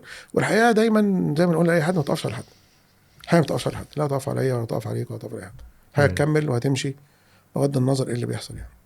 عايز اخد نصيحتك في حتة التحول من الشخص الفريلانس للشخص اللي المفروض يبتدي يبقى عنده بيزنس او تيم، عشان زي ما انت قلت العمر الافتراضي. فاحكي لي عن المرحلة دي. المفروض واحد مصور معاه كاميرا بينزل فريلانسات او حد بيكلم يروح يخلص شغلانة، امتى يبتدي يقول لا انا عايز مكان وعايز تيم يعني؟ طيب الخطوة دي خلي بالك برضه مش سهلة. صح. هو امتى تتنازل عن كلمة انا؟ امتى؟ ما هي دي، لان انت لو تنزلت عن الكلمة دي وفكرت احنا، فاكيد هتدور على الناس الناجحة عشان ترتبط بيها. صح كده. خلاص انا شلت كلمة انا وعايزين نبقى احنا. ففين احنا ده ناجح، خلاص انا راح اتكلم معاك، ما تتكلم معاه، يا انت قلت انا يا قلت انا احنا، وهكذا. اوكي. بس شراكة ولا اوظف معايا حد؟ بص خلينا نتفق على حاجة، بعد العمر الطويل في البيزنس محدش ياخد كل حاجة، محدش ياخد كل حاجة. انت هتوظفه ليه؟ هتوظفه هتوظفه وتديله نسبة بقى شريكك، صح؟ محدش ذكي، الناس كلها اذكياء يعني، مفيش حد ذكي وحد غبي، الناس كلها اذكياء، محدش اشطر من حد، الناس كلها شاطرة يعني. شغلانتنا علمتنا كده، اكسب وانا اكسب، اجري. مش كده بقول لك انا واحنا، هي معادلات لازم توزن بينها. يعني انت عايز توزن، انت شايف مستقبلك ازاي؟ انت شايف ان انت عايز تشتغل الشغلانه دي زي ما بقول لك عند 45 47 وهشوف اكون عملت كاش فلو كويس جدا وهنقل على بيزنس تاني بقى، هدير عقارات، هدير مزارع. في ناس كده زي انت اكيد عندك حد كده. وفي ناس عايزه تكمل في البيزنس ده لونج تيرم، تفكر. احكي لك على قصه جميله دايما كنت بحكيها يعني، ما التضحيه ان في البيت يساعدك، يعني مراتك تساعدك، اهلك يساعدوك، التضحيه دي موضوع كبير. في 2000 كنت عايز اشتري كاميرا السينار لارج فورمات. احنا طبعا في الوقت اللي بنشتغل بالكاميرات السينار لارج فورمات كاميرات كبيره وكاميرات غاليه. انا كنت محوش ساعتها 70,000 جنيه علشان اشتري شقه. انا كنت سنه كام؟ 2000. الدولار كان ب43، يعني كام؟ 20,000 دولار. حلو كده. حلو. فعايز اشتري كاميرا، عايز اشتري بيت. فرحت، كان عندي شغل في سلطنة عمان، وانا سلطنة عمان حلو. شفت الايه الكاميرا السينار، دخلت اتكلمت مع الراجل بلا بلا بلا، اداني ديل كويس قوي. رحت جاي مكلم مراتي في البيت، قلت لها بكره هتروحي. انت كنت في شقه وعايز تنقل؟ انا كنت عندي شقه ايجار، متجوز شقه ايجار، فعايز اشتري بيت. انا عشان انا ابتديت البيزنس بتاعي ما معيش فلوس يعني، انا مش ويلسي. انا الحمد لله من عيله واسره الحمد لله يعني ميسوره الحال الحمد لله، بس مش معنى كده ان انا معايا فلوس كتير يعني، حاجات بفلوس كتير يعني. ايوه. فانا بشتغل، الفلوس اللي بشتغلها بجيب بيها معدات وبعيش وكده يعني تمام. فكنت بحوش فلوس عشان اشتري بيت، اشتري شقه مم. عشان اتحول من فكره الايجار لشقه اعيش فيها اكمل فيها. فكلمت مراتي قلت لها هتروحي بكره البنك كذا كذا كذا وتحطي الفلوس ومش عارف ايه وبتاع، وهو قال لي كان ساعتها ويسترن يونيون، فقال لي بتسمع على طول في 5 دقائق. فقلت لها خلاص، وانا 5 دقائق طمنك الفلوس اصلا. لا قالت لي ليه ولا ازاي وايه اللي انت بتعمله وانت مجنون وانا مش هعمل ده، واما ترجع بعمل اللي انت ما فيش اي حاجه من الحاجات دي. فهي ساعدتك، واخد بالك، ومشكور على ده طبعا يعني. مم. لو حد تاني هو وقف قدامك ما تعصلجيش بقى عشان نخلص، تمام كده. ايوه. فدي نقط مهمه جدا، انك اللي حواليك يصدق فيك، تمام.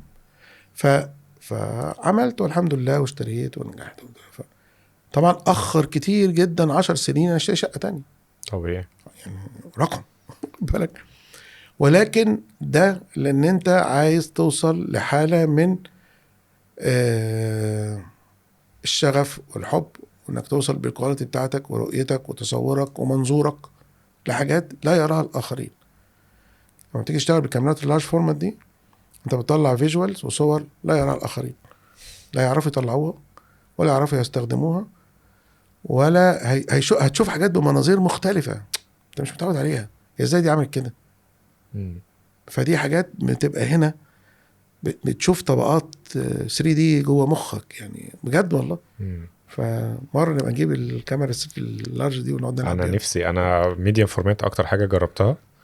اللارج فورمات ما اعرفش اصلا هل في حاجات جديده بتنزل لارج فورمات دلوقتي ولا هي كانت حاجات قديمه. لا هو انا بستخدم الديجيتال باك على اللارج فورمات، يعني الديجيتال باك بتاعي بتاع الفيز 1 بحطه على اللارج فورمات وبلعب بيه واشتغل بصراحه عادي. عادي يعني. عادي جدا. بس بقى منظور واغير والعب وكده واطلع وانزل وشفت وبتاع وحاجات دي محتاج اجي كلها. الاستوديو مره زياره متهيألي. يلا مكانك يعني، انا وسهلا بيك. عايز اسالك سؤال برضو ناس كتير دايما بتقعد تسال فيه. امتى اقرر انه ده مجالي، ده المجال اللي انا يعني هشيخ فيه او هكبر فيه تصوير، وامتى اقول انا هعمل شويه فلوس واخرج؟ يعني المؤشر ده عباره عن ايه؟ المؤشر ده قرارك الذاتي، انت ناوي تطور وتكمل ولا لا. ده قرار داخلي ذاتي، ما اقدرش حد يقول لك فيه. لو هتكمل هكمل، لو غصب عن بوز اي حد هكمل. هتجري هتجري، هتشوف كل ابديت وهتجري وراه، وهتشوف كل جديد وهتذاكره وكل حاجه. بس انت من مدرسة ان لما تيجي في وقت تحس ان خلاص انت ليك سنك ابتدى يخلص او مش هتبقى بتقدر تعمل نفس المجهود، لا ابتدي فكر ازاي تكبر وتشتغل بطريقة نحن او الفريق. اي بس انا فكرت فيها من بدري. ما هي دي الفكرة، ما هو برضو الموضوع خلي بالك مش سهل. امتى قرر؟ ما انت قررته بناء على ايه؟ طيب لا ما انا قررت من بدري. قررت بناء على ايه؟ قررت ان الناس اشمعنى 2000 ولا 2001؟ ايوه الناس طيب خلينا نقول الناس قالت لي ان العمر الافتراضي للمصور 45 47 سنه. ايه بقى بره الصناعه. اوكي طيب فكان لازم يجي دور الاستوديو وقتها. لا لازم تتحول الى مؤسسه، لازم تفكر ان انت تبقى مؤسسه مش فرد. لان انا عايز اكمل، انا مش عايز اسيب الشغلانه واروح اشتغل في حاجه تانية، مش عايز اسيبها واروح اشتغل في زراعه ولا صناعه، لا انا عايز اكمل في الحته دي. طب هكمل فيها ازاي؟ ليك عمر افتراضي، مش عمر افتراضي اختياري، ده اجباري. مش بمزاجك. هتتزق بره السوق وانت راجل زي الفل، ما فيش عليكش عيب، ولكن لان اللي حواليك مش نسيوك، اللي حواليك مش عارفينك، مش اصحابك، مش من سنك. يعني انا مثلا دلوقتي لما بقف في اللوكيشن بحاول اقف بعيد شويه واهزر مع شويه بتاع ليه، لانه كل اللي موجودين تلاتينات. فانا مش عايز حد يبقى محرج مني ويقول لي حضرتك وبتاع، مع انه ما يقف معاك انت في الثلاثينات قشطه وبيس ويمان. انا فاهم ده كويس، ولازم تفهم قدراتك، ده مهم جدا. يعني ما حدش يقول انا البرم لا لازم تفهم قدراتك كويس جدا. يعني لا يقلل من شأنك ان انت شاطر جدا، ما لهاش علاقه. يعني مثلا فلان انا ما عملتش الشغلانه دي مع اني شاطر خالص، لان المنظومه دي مش بتاعتي انا، فانا لازم اتحول من انا لاحنا. فلازم الشركه هي اللي تجيب الشغل، مش انا اللي اشتغل. فهمتني كده؟ اللقطه مختلفه. صح كده. صح. هنا بقى تبتدي توزن الكفه، تيجي تحاسب الناس، هو الشركه ما جابتش الشغل ليه؟ مش معتمد عليها يا حبيبي في حاجه. لو عليا انا اكسبرت قاعد باشا حلها وانا مغمض اقول لك اعمل كده تك خلاص. انت ما جبتش الشغل. اوكي فهمتني؟ انت ما نفذتوش. ما عرفتش تنفذه ليه؟ سالتني وقلت لك لا، خدت استشارتي. هنا بتتحول المنظومه من انت كراجل فريلانس راجل شاطر جدا ما فيش حد بيقدر يقول عليك وحش، ليه ازاي انت بتتحول لكوربريت ومؤسسي علشان تقدر تكمل. لان انت لو سبت الشغلانه دي في سن كبير مش هترجع تشتغل موظف. مش هتيجي بقى تقول لي تعالى شغلني بقى موظف. انت اصلا كبير مقاما وسنا وعلما وفنا وكل حاجه. فهي هو طبعا كل حاجه توفيق من ربنا مش شطاره يعني خالص. يعني انا بعتبر كل ده دي نقط ربنا نورها في حياتي وادهاني بدري ويعني توفيق منه، لا شطاره ولا اي حاجه. ولكن انا بنقل لك ليه التجربه والخبره دي علشان الناس تشوفها بدري. يعني شوف انت عايز تروح فين. عايز تشتغل عن 46 45 47 سنه تسيب الشغلانه دي، اعمل فلوس كتير واستثمرها في حاجات تانية. استثمرها في دهب، في عقارات، في بيوت في الساحل. استثمر والله ومفيش مشكله عادي يعني عادي خلاص. انت من مدرسه الاستثمار مش الادخار. لا انا من مدرسه الحاجه واحده. انا من مدرسه شغلي. بتستثمر كل حاجه في شغلك؟ كل حاجه في شغلي. تخرجش فلوس بره تعمل بيها اي حاجه؟ ولا هروح فين؟ ما في فلوس اصلا. اوكي. يعني مدرسه ان انت بتستثمر في، لا ما انت بتستثمر، ما هو التيم اللي عندك ده بتستثمر فيها. وانت بتجيب ناس وبتعلمهم وتجيب لهم سوفت وير وكمبيوترز وتديهم مرتبات، ما ده استثمار. استثمار بيقف بمئات الالاف في الشهر، ما ده استثمار. ما انت ممكن ادفعهم قسط في اي حاجه. روح كل دول وادفع كل شهر 1000 100,000 200,000 قسط في محل. لو جالك بكره شركه كبيره جدا عايزه تشتري جير بوكس ستوديوز، جات لي والطلب يعني والدفع لك فيها رقم كبير، توافق ولا لا؟ والله بص، هو مش قصه دفع رقم كبير. هو الشغلانه دي بتاعت اصل هي بص موضوع مهم. طب ما تقول لي جات لك يعني، احكي لي تفاصيلها لو ينفع تحكيها. لا هو طيب خلينا نقول ايه. انت النهارده عندك جهات بتفتح، دول جنبيك بتفتح شغل عايزه تشتغل، فبيقول لك بيبص على المؤسسات اللي في مصر عايزه تشتغل في الحتت دي. فمين لا جير بوكس، طب تعالى ينفع نشتغل هنا؟ ينفع. طيب انت عارف اصلا هي الشغلانه دي ايه؟ احنا بنشتغل. طيب هو في كام نموذج زي جير بوكس في مصر؟ سؤال حلو. انت قول لي، انت اللي رد علي. انا بره، ما انا مش عايز. يعني هو جير بوكس بتعمل ايه؟ هل هي جير بوكس ستوديوز فور رينتال، ولا ستوديوز فور فوتوغرافي رينتالز اند فيديوغرافي، ولا ايه اللي تقدمه جير بوكس كمؤسسه؟ جير بوكس هي مؤسسه قايمه على الفيجوال. الفيجوال ده قد يكون صوره فوتوغرافيه، قد يكون CGI، قد يكون فيديو، قد يكون كل ده مع AI، قد يكون اي حاجه. وجير بوكس تمتلك ادواتها وتمتلك المصنع اللي بتصنع فيه. بمعنى خلينا ننقل، انا ليه بشتغل في منطقه صناعيه؟ لان انا الوحيد اللي بشتغل في منطقه صناعيه، فالنموذج بتاعي ما فيش زيه من 25 سنه، مفيش حد زيه. ليه؟ طيب حضرتك عندك مصنع بيصنع ميكروفونات. الميكروفون ده انت بتحط النو هاو بتاعك، او واحد جه قال لك صنع لي ميكروفون حلو كده، فبيشتغل على خطوط انتاجك واستغل فنيينك ومكنك عشان يصنع ميكروفون اللي يحط عليه اسمه. صح. حلو كده. او الحاجه الثالثه، انتوا الاثنين بتشتغلوا وتطلعوا ميكروفون باسم حاجه ثالثه. صح. ده اللي تعمل جير بوكس بالظبط. طب اديني مثال. اديك مثال. انا بنتج شغلي اللي انا بصوره، ان التيم الكريتيف عندي بينتجه. صح. حلو. انت بتيجي عايز تأجر خط الانتاج، عايز تأجر المكان بالاضاءه بالكلام ده كله.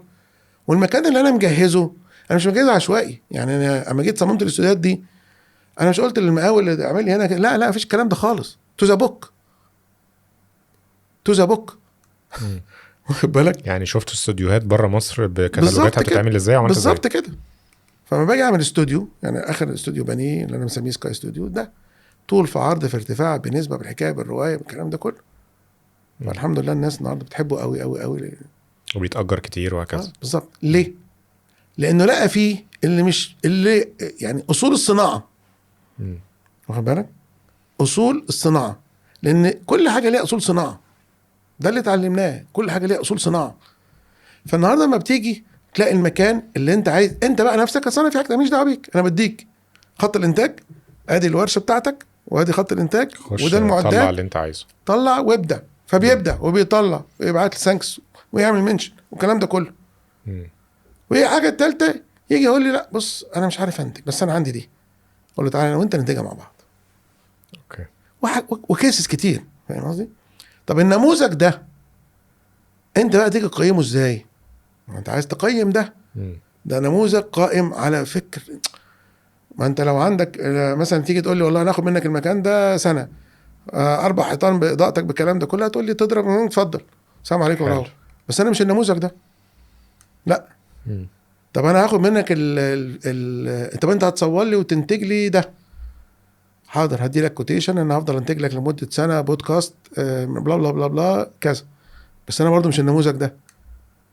طب جه واحد تاني جه في النص، طب انت فلوسك هتروح. فانت أوكي. نموذج موجود، لو موجود 2 مش موجود 3. النموذج بتاع جير بوكس هو نموذج مختلف شويه، قائم على احنا بننتج شغلنا والاخرين بيستخدموا الفاسيلتيز بتاعتنا لانتاج شغلهم، واحنا كلنا بنتعاون في انتاج شغل 3 ورابع وخامس. فليكسبيليتي لابعد الحدود. بالعكس بمنتهى الشفافيه، مم. بمنتهى الحرص والامان. يعني الحمد لله فضل ونعم ربنا، كل الفوتوغرافرز ما بيعتبرنيش كومبيتيتورز، بيعتبروا اصحابي واصدقائي وبيجي يشتغلوا شغلهم. انا عندي ناس ما بتشتغلش الا عندي فوتوغرافرز، اوكي. ما بيخافش ياخد عميله. يعني انت ليه ازاي يعني ازاي بروح عنده وهو فوتوغرافرز وهم طبعا عارفين انا شاطر وما بيخافش؟ لان احنا ابتدينا نفس القصه، هي نفس المبدا اللي ابتديت معاك بيه في اول حلقه. احنا مش بنخاف من الرزق، مش بنخاف منه، رزقنا موجود هيك، احنا قاعدين بشوات. ايوه. اكتر لاين بيدخل انكم للمكان، هل هو الايجار ولا انتاجك انت الشخصي ولا؟ السؤال ده مهم قوي، تصدق مم. لو السنه ما دي تقوليش ما اعرفش. لا عارف. مم. هقول لك انا السنه دي الايجار دخل حلو، حلو. السنه الجايه الايجار ما دخلش، تلاقي مثلا امازون دخلت. مم. بص انا لي 10 قروش والله العظيم بقى 7 هم ال 10 قروش، يجي 7 من هنا واللي بعدين يبقوا 2 هنا، بس يا دي بقى سلام. بدل 2 بقت 7. هم ال 10 قروش. مم. ولو جبت لك كل ورق ودفاتر من 20 سنه تقول يا لي سلام. انت ايه يا عم ده؟ يا سلام. والله زي ما بقول لك انت ليك رزقك. اوكي بقى اي مين السكيلابيلتي. هي ما انا بقول لك مثلا بتسالني على امازون، هي مزاجه خلاص انا هغصبه يشتغل؟ لا، مزاجه السنه دي اشتغل برقم ضخم، ضخم جدا. تلاقي حته تانية ناقص عشان حصل توترات سياسيه، توترات اقتصاديه، اي حاجه. اوكي. اي فنكوش. طب انا اقول لك على حاجه، احنا الوحيدين اللي كنا شغالين في مصر وقت الكورونا. اوكي. احنا بس، كل الناس الساعه 5 الكيرفيو كل الناس بتقفل، واحنا شغالين الساعه، اقول للشباب يلا يا جماعه الحقوا الساعه 5 الا ربع اجروا. ليه؟ لان ساعتها كان الاونلاين مطلوب جدا، عندهم برودكت كتير جدا عايزه تتصور. صح. حلو. صح. فشغل طرش، شغل كتير جدا. فبتروح من بدري وتجهز وتجري وتشغل، والساعه 5 الا ربع لازم تقول لهم اجروا اجروا، كله يجري يمشي. فانت رئيس، طب انا اعمل ايه؟ ده رزق ربنا. صح. بس انت بتعمل ايه عشان توصل يعني عشان توصل لرضاء وقناعه نفسيه ان كل ده يعني بفضل ربنا عليكم، انك بتجتهد تعمل عليك، بتجهز نفسك. ما هو مش معقول عايز تخش تجري وانت لابس جزمه بكعب، لا، جهز نفسك. اما جيت كلمتك على ديورافيت، رحت كلمنا واشتغلنا، قعدنا 6 سنين ما اشتغلناش. بسبب ايه؟ ما اشتغلناش عادي خالص، ما اشتغلناش، ما اعرفش، مش فاهم. 6 سنين. وبعد كده اشتغلنا شغل قد كده. اوكي. سنين، قعدنا 3 سنين او 4 سنين بنعمل كل الكاتالوجز بتاعتها. تمسك اي كاتالوج ديورافيت كله شغلنا كله. لا انا زعلت ولا قلت يا ولاد كذا وكذا وكذا مش عارف ايه، ولا قلت كذا بشيل الحاجات دي فما زعلتش ما اتضايقتش، خلاص مش رزق. انا رحت عملت اللي عليا، ذاكرت وفهمت هم بيعملوا ايه، واما جم اشتغلوا الحمد لله اشتغلنا. الحمد لله عملنا شغل كبير والناس اشادت بيه بره، وكنت اي شغل كان بيروح المانيا كان بيتوافق عليه على طول ابروفد، فيش رغي كتير يعني خالص، تقريبا فيش رغي يعني. بس تحفه. اكبر تشالنج عديت بيها في جير بوكس يعني شغلانه بقى خيشت، موقف كبير حصل عمل مشكله في المكان؟ والله بص كان عندنا كذا شغلانه تقيله يعني. بص انك يعني انك جرافيت عديناها الحمد لله بسهوله. انا بس عايز اقول للناس ان الحياه مش دايما وردي، لا فاكيد في خوازيق. ده اقول لك على خوازيق كتير. خوازيق يعني مثلا من الشغلانات اللطيفه اللي احنا عملناها كانت مثلا شغلانه ماستر. حلو. احنا عملنا فيلم السيفتي، مش اللي موجود، مش اخر واحد، ده اللي قبله على طول. فيلم السيفتي اللي كان بيتحط على الطياره بتاع ماستر كان فيديو. حلو. ده احنا انتجناه مع مخرج صديق لينا، انتجناه. احنا اخدنا التشالنج بتاعه وانتجناه، واحنا كنا بنحب نعمل الحاجات ديت يعني. احنا بنحب الحاجات، بنحب نشتغل فيديو دوكيومنتري كتير قوي. وعملنا الماستران عندها 11 شركه، عملنا لها 11 فيديو دوكيومنتري لل 11 شركه. كل شركه بتاعت شحن، بتاعت الاكل، بتاع عملنا لهم 11 فيلم. جميل قوي. عملنا لهم فيلم السيفتي. التشالنج بتاعه تفاجأ بحاجات كنت اول مره تصطدم بيها، انك لا ده في ناس فاكره انك تعملها كده، لا هي مش كده. اللي يمكن شويه القطاع الحكومي بعيد شويه عن الميديا، فما بتخش في اما بيخش في تفاصيلك، فما فيش لغه كوميونيكيشن ما بينك، فلازم يكون في حد فالحمد لله كان في حد جوه بيقدر يشرح وجهه نظرنا وبيشرح وجهه نظرهم. الشغلانه دي ما خيشتش اي حاجه، ولكن خدت منا وقت مجهود كبير علشان تقدر تفهمه ان دي ما ينفعش تعمل يعني اوت اوف سكوب يعني اقول لك على حاجه، انا مطلع من الفيديو ده 44 نسخه. ليه بالظبط كده؟ بالتعديلات يعني قصدك؟ لا 44 كوبي هتحط يعني ليه بقى؟ ما هو ده بقى، ما ده اللي بقول لك. انت داخل تعمل كوبي لطياره حلو كده، طلع 44 ليه؟ انا اقول لك انا ليه.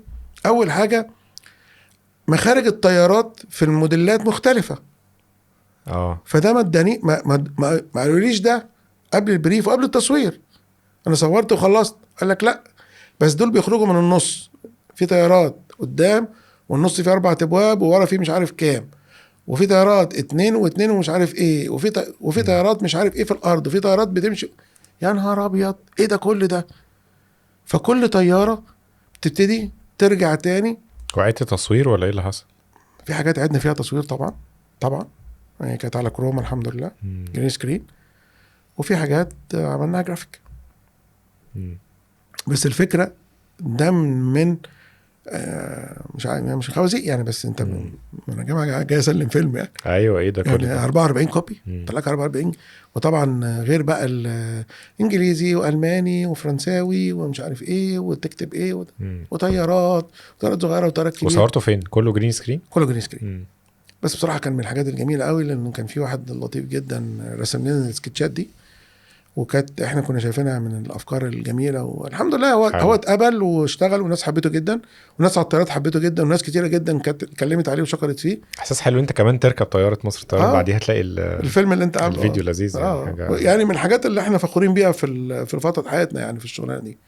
بالاضافه طبعا الافلام التسجيليه اللي عملها لهم، بالاضافه يعني هتلاقي مثلا بتكلم عشان انا برضو بحب الصناعه. شركه ماستر عندها شركه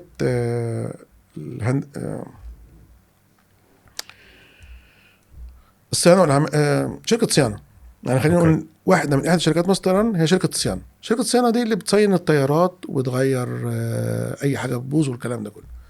اللي انت ما تعرفوش ان ماستران عندها مكان لصيانه المحركات الرولز رويز، عمره المحركات، ورشه عمره المحركات. ودي من اقدم الورش اللي موجوده في الميدل ايست وفي الوطن العربي. ان مصر يبقى عندها ورشه بتعمل فيها عمرة محركات الطيارات الضخمة دي كلها. فأنا استمتعت جدا جدا جدا إن صورت كل ده.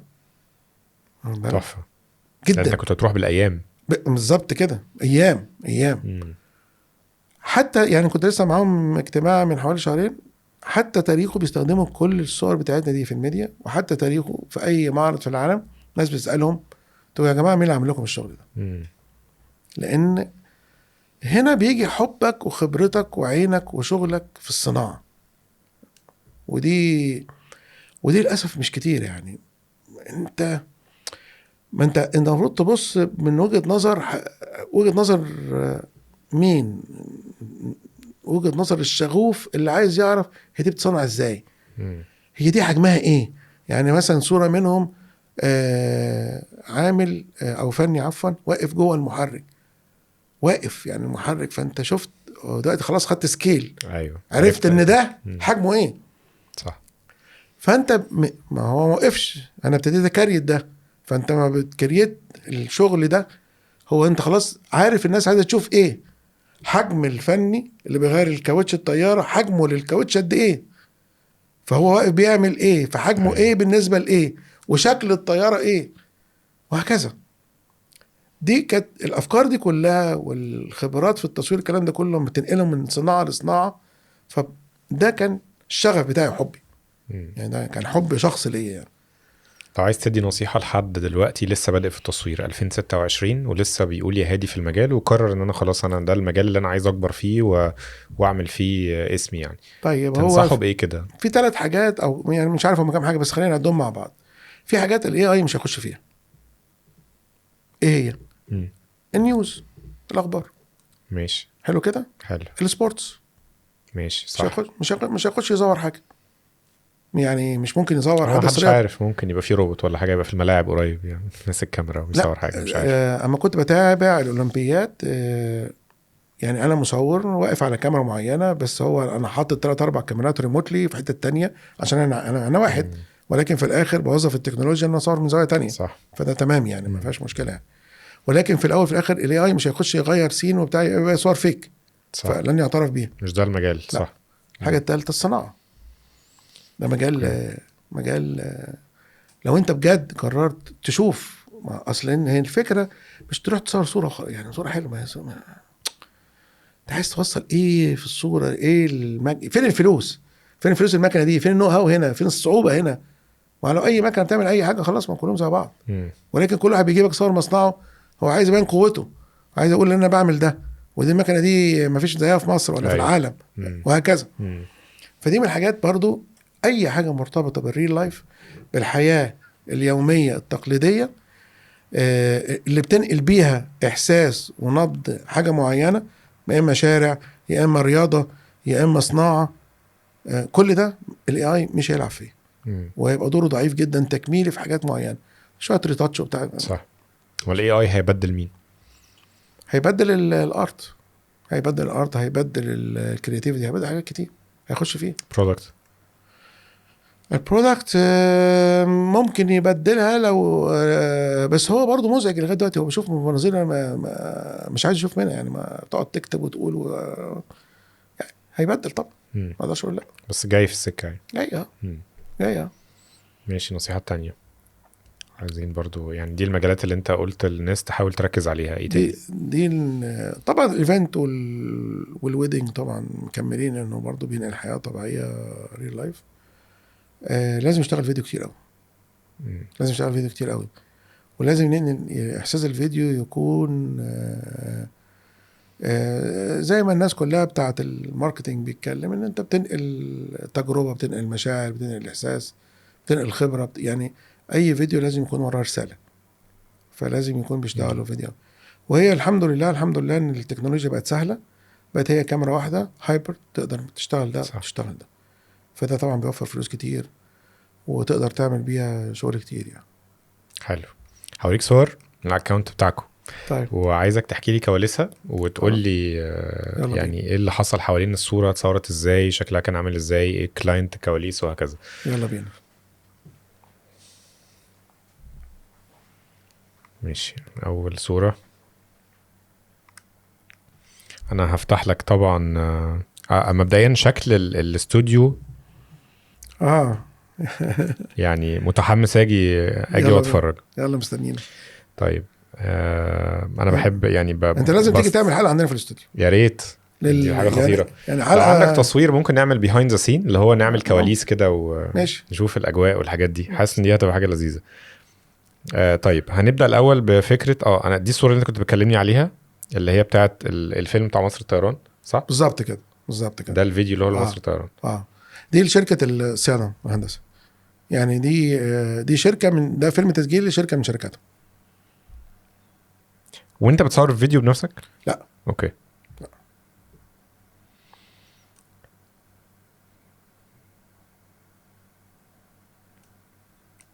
طيب دي الصوره دي صوره قديمه اعتقد، دي نيسان سنترا او صاني حاجه كده، سنترا صح؟ بالظبط كده. ايه بص هي سي جي اي ولا حقيقه؟ لا حقيقه. دي 2011 2013 مش فاكر، بس قديمه. رسمه النور بالظبط 2018 2018 مين اللي بيقرر ياخد الشكل ده؟ مين اللي بيقرر ياخد النور ده بالطريقه دي؟ انا. اوكي. عمر ما عميل حتى الان قال لي انت نورت عربيه كده ليه. لا فعلا خالص. قال لك لا انت كده مضلمها قوي، احنا فين النور؟ ولا علينا النور كده؟ انا كان عايز اقول لك يعني كان عندي نيسان العملاء دول من قريب ووريتهم كده، بقول لهم انا معاكم بقالي فتره وبوصل لهم، قالت لك الصور دي اصلا مش عندنا في اللايبرري واحنا مستغربين ازاي مش عندنا، دي حلوين قوي.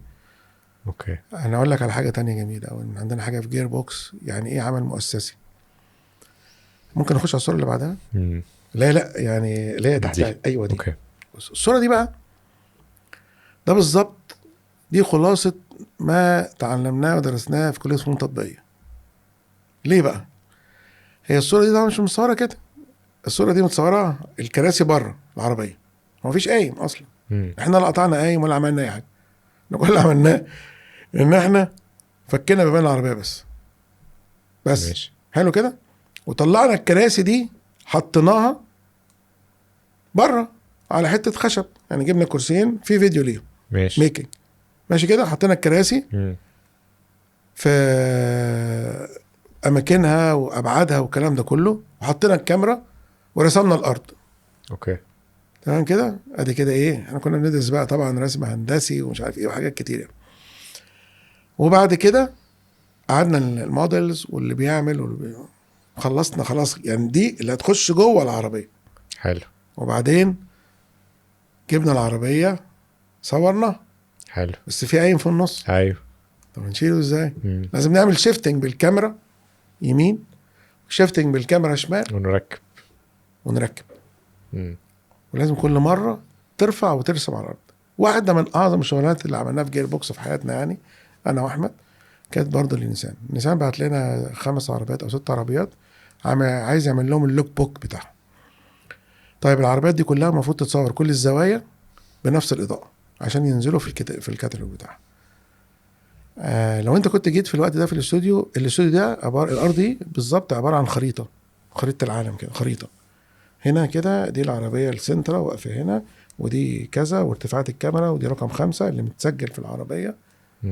كل عربيه موجود مكانها بالظبط فين، وكل زاويه وارتفاع وعدسه مكتوبه ودوكيومنتد، عشان العربيات هتطلع بره وهتخش العربيات التانية في نفس المكان وهتتصور بنفس الزاويه بنفس الارتفاع بنفس العدسه بنفس الاضاءه.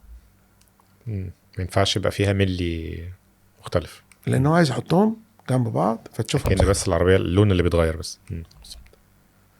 الكاشكاي زي السنترا زي الصاني زي ده طبعا شغلانه انجينيرنج. طبعا اول حاجه انجينيرنج. انت راجل وقت قد ايه انت لا انا قعدنا فيها بتاع 3 اسابيع بس. يا سلام. والله انت مهندس وعارف. فانجينيرنج، فبتقعد ترسم وتخطط وترفع وتكتب وهكذا وحاجات كتير. وتشتغل تفضل تشتغل. عندي فضول اعرف البرايس رينج بتاع الشغلانات اللي من النوع ده. او مش انا لوحدي، هتلاقي ناس كتير وهي بتسمع عايز تعرف ايه اللي بيحصل. هو النهارده خليني اقول لك النهارده بالمنظور الحديث للاستوديوهات والاضاءه. النهارده بتيجي تطلب اعلان، اقل عربيه اضاءه النهارده بترفع سماعه التليفون على اي حد هيقول لك مثلا 70-80 الف جنيه. عربيه اضاءه بس يجي لك بالستاندرز كام فرزه على مش عارف ايه، على كاشات، على فريمات، على شويه ايه، 70-80 الف جنيه. اللي انت تقريبا في شغلانات عربيه بتحتاج عليهم عربيه كمان. يعني انا بقول لك يعني او مش نص عربيه كمان. غير انك بتستخدم ماتيريالز مش موجوده في مصر اصلا، مش عند حد في مصر اصلا. يعني بتستخدم فريمز. انا عندي فريمز 3 في 8 و6 في 10 مش موجودين. اوكي. يعني ما بيجي اي جفر يقعدوا يقولوا لي يا باشمهندس طب احنا عايزين حاجه، قلت له يا ابني الحاجات دي بتاعت الاستوديو وما بطلعهاش، وهي اصلا ومواتير في الشبكه وكل حاجه بقدر الكنترول فيها في الفريم كله، حركه كده وحركه كده وانزله واطلعه. فانت مجهز بنيه اساسيه ما ينفعش تطلع بره. دي انا مجهزه عشان اصور العربيات جوه الاستوديو. فما تيجي بس تحسب ايجار الاستوديو بالمعدات الاضاءه بالتكنيشنز بالجفر، انت عارف ان الرقم مبدئيا بكام. يعني من غير ما انا بتكلم في اي حاجه. ده غير التصوير والبوست ده غير برودكشن. بالظبط كده. انا لسه ما قلتش بسم الله في اجرتي وما قلتش اي حاجه في اللي هيعمل ريتاتش للصور. فاحنا بنتكلم مثلا في نص مليون واحنا طالعين، ده اقل حاجه عشان تسجل عربيه صح. يا دوبك يا دوبك. ليه؟ وبتخرج كام صوره من كل عربيه؟ العربيه بنغطيها بنعملها كفرج محترم يعني، جوه وبره وزوايا، وفي حاجات عملنا لها 360 ريل من جوه. ويعني بتقدر تعمل اصل هم العربيه تقريبا. طيب برضو من الحاجات انت بتشوف العربيه منين؟ اول حاجه انت ما تروح، خلينا اقول لك انت داخل تشتري عربيه كويس كده، دخلت معرض عربيات، اول زاويه انت هتقف عندها هتشوف العربيه ايه هي؟ الوش اعتقد. الوش على طول ولا الوش 45 صح كده؟ صح. ناحيه السواق ولا ناحيه الراكب؟ على حسب ما كنا ازاي، بس ناحيه السواق اكيد. صح كده؟ يبقى دي اساسيه. صح كده؟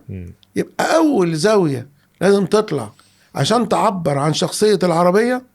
طب انت عايزها اجريسيف ولا عايزها سوفت ولا عايزها توب ولا عايزها، هتشوفها منين؟ اول صوره بتعبر عن شخصيه العربيه هي 45 فاس 45 من قدام دي بشخصيه. تاخدها بقى من فوق عشان عايز تديها انسيابيه، عايز تنزل تحت بوايد انجل عشان تديها اجريسيف وديستورشن، مسجز كتير طبعا. فدي نقط مهمه. فدي كلها انت تقعد تذاكرها وتتفرج عليها وتحب العربيه وهي تحبك طب انت بالنسبه لك تحب تصور منتجات الكبيره زي حجم العربيه والحاجات دي اكتر، ولا حاجات الصغنطوطه اللي على الترابيزه؟ طب انا عندي مشكله في الكلام ده. ما هي المشكله بقى انا عندي في الكلام ده ايه بقى؟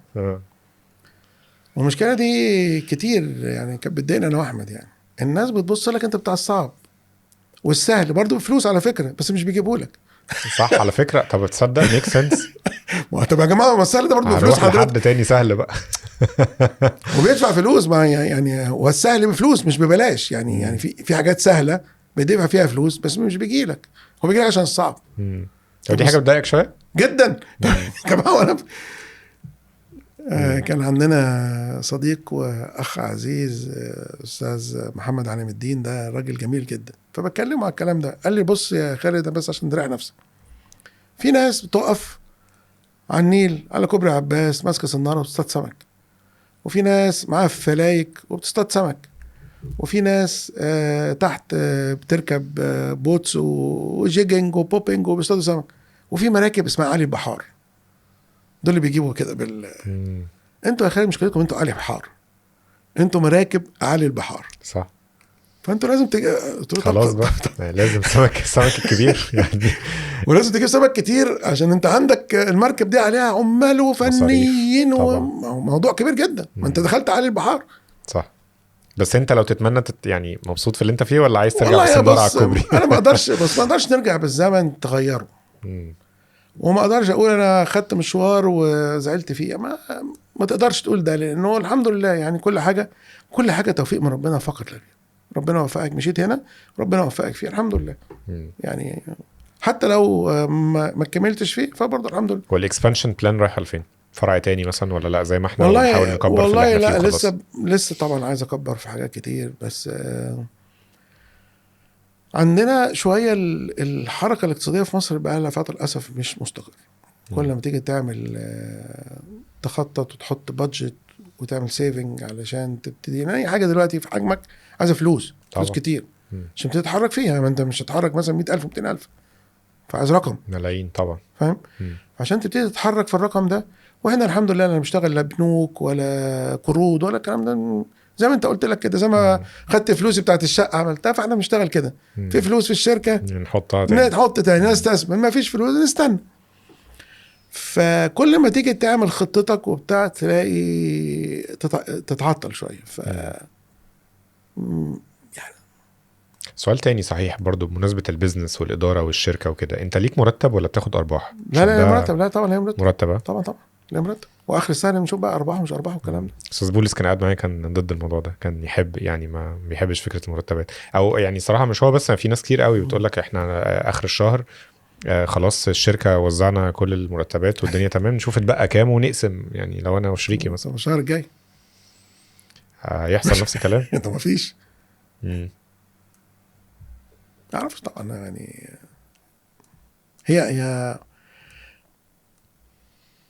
هي نظريات وفكره واقتصاد. يعني انت هو في الاول وفي الاخر طبعا لازم مرتب عشان تعيش ويبقى ليك واخد بالك. وفي اخر السنه انت هتستثمر ولا هتاخد ارباح ولا هتعمل ايه؟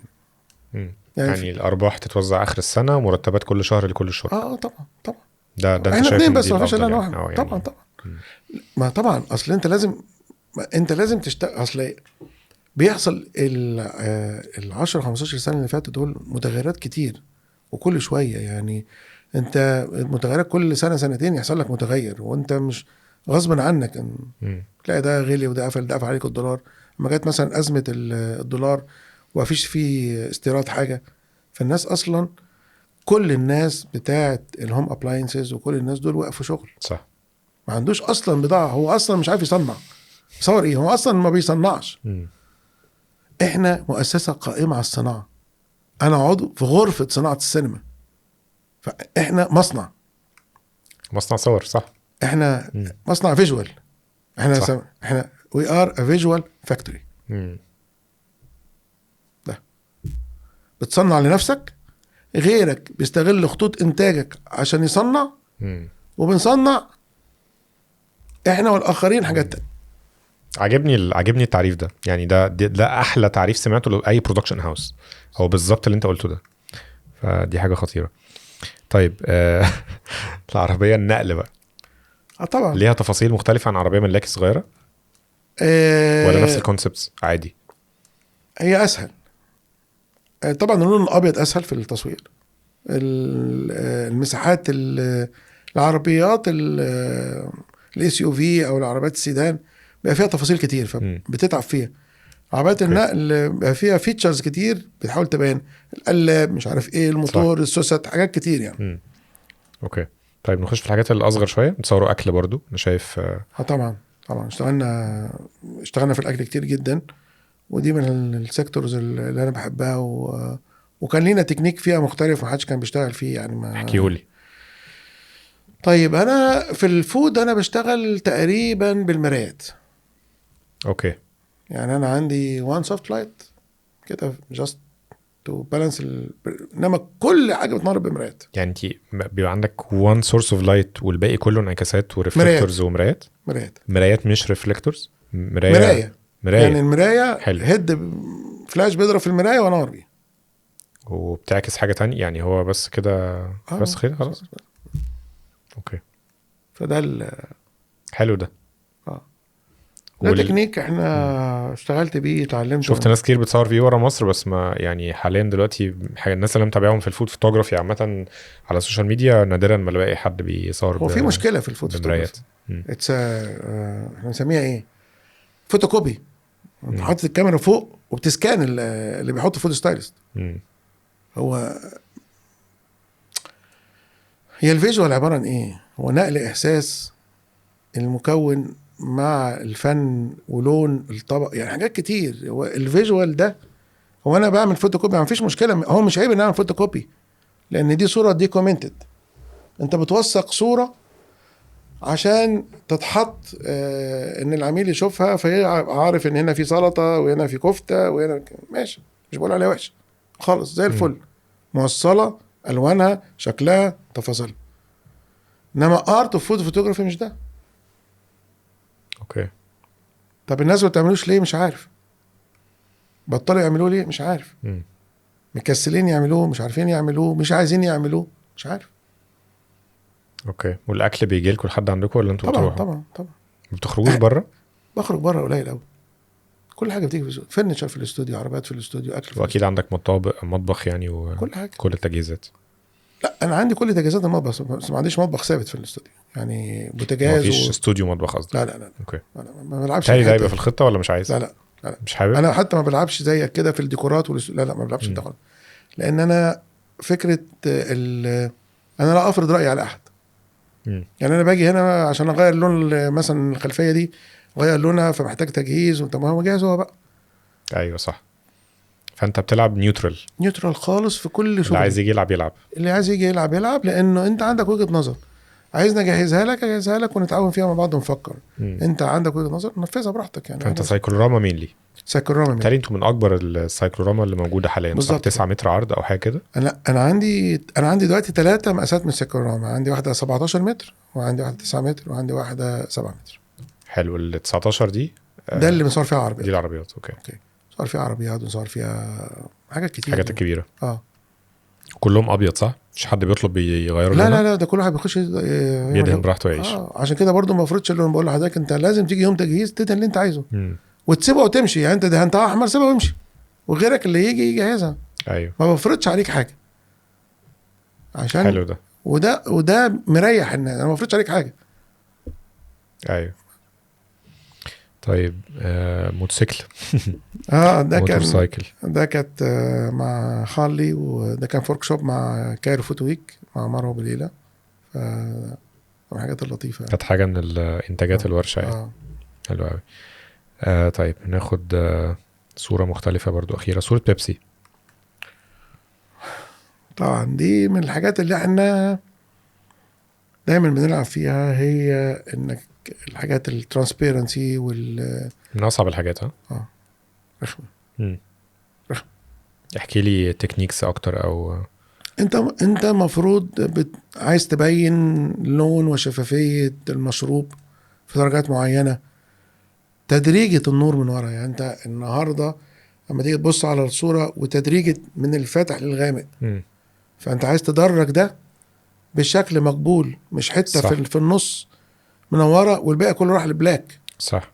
طب هلعب معاك لعبه، خليني انا اتوقع وانت قول لي صح ولا غلط. طب يعني هقول لك اللي انا متخيله. طيب. طبعا فلاشات، خلي بالك مش كنت ستروبس. ماشي. طيب يعني مبدئيا هنا يمين وشمال في زي ستريب بوكس عشان يدي اللاين اللي بتطول الازازه ده. مظبوط. حلو. واعتقد هو من الجنب ده وده ريفلكتد، يعني في ريفلكتور في الجنب التاني. مظبوط. من قدام. من ورا اعتقد في هيد ضارب على الازازه من ورا، بس انتوا اكيد حاطين زي ورقه بيضاء على الازازه من ورا او حاجه. صح؟ عشان تنور النور ده. هو يعني طيب. في حاجه ضربه من ورا على الازازه. اوكي بص، هنا عندنا الازازه في ديفيوجن بانل ورا، تمام كده. حلو. احنا من التولز مش من التولز، الفلاشات اللي احنا جبناها في 2001 اللينير ده طوله 1.20 متر. ده فلاش جميل. طويل باتري تيوب دلوقتي. عرضه قد ايه؟ يعني حاجه صغيره. اعرض من تيوب حاجه بسيطه. اعرض من تيوب حاجه بسيطه. يعني هو عرضه كده بالظبط يعني. حلو كده. حوالي 4-5 سم. وليه باراندورس بيقفل وبيفتح، فممكن جميل. اخلي الخط ده سمكه سنتي. أوكي. وممكن اكبره. ده اللينير ده طوله 1.20 متر.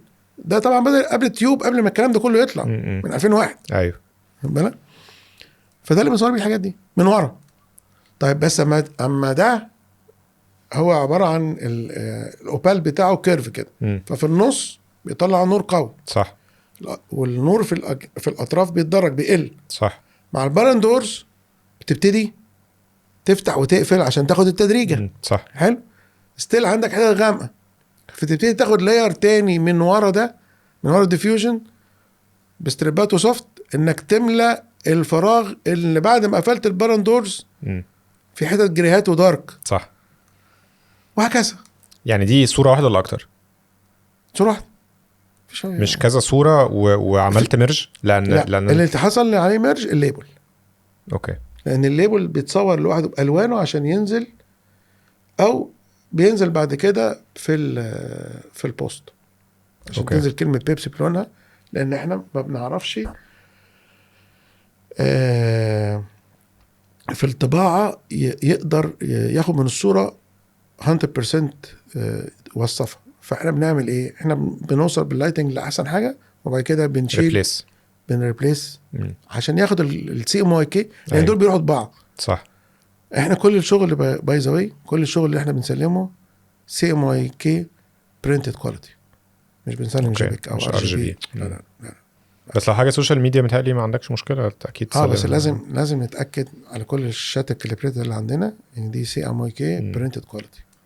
لازم يعني بغض النظر هو استخدمها ما استخدمهاش، عشان ما يجيش بعد كده يقول لك الوان اختلفت او حصل حوار. ده لازم. وفي هيد مضروب على الباك جراوند ولا لا؟ لا الحته البيضاء اللي في الباك جراوند دي بوست برودكشن. بوست برودكشن. اوكي كويس. قربت من ال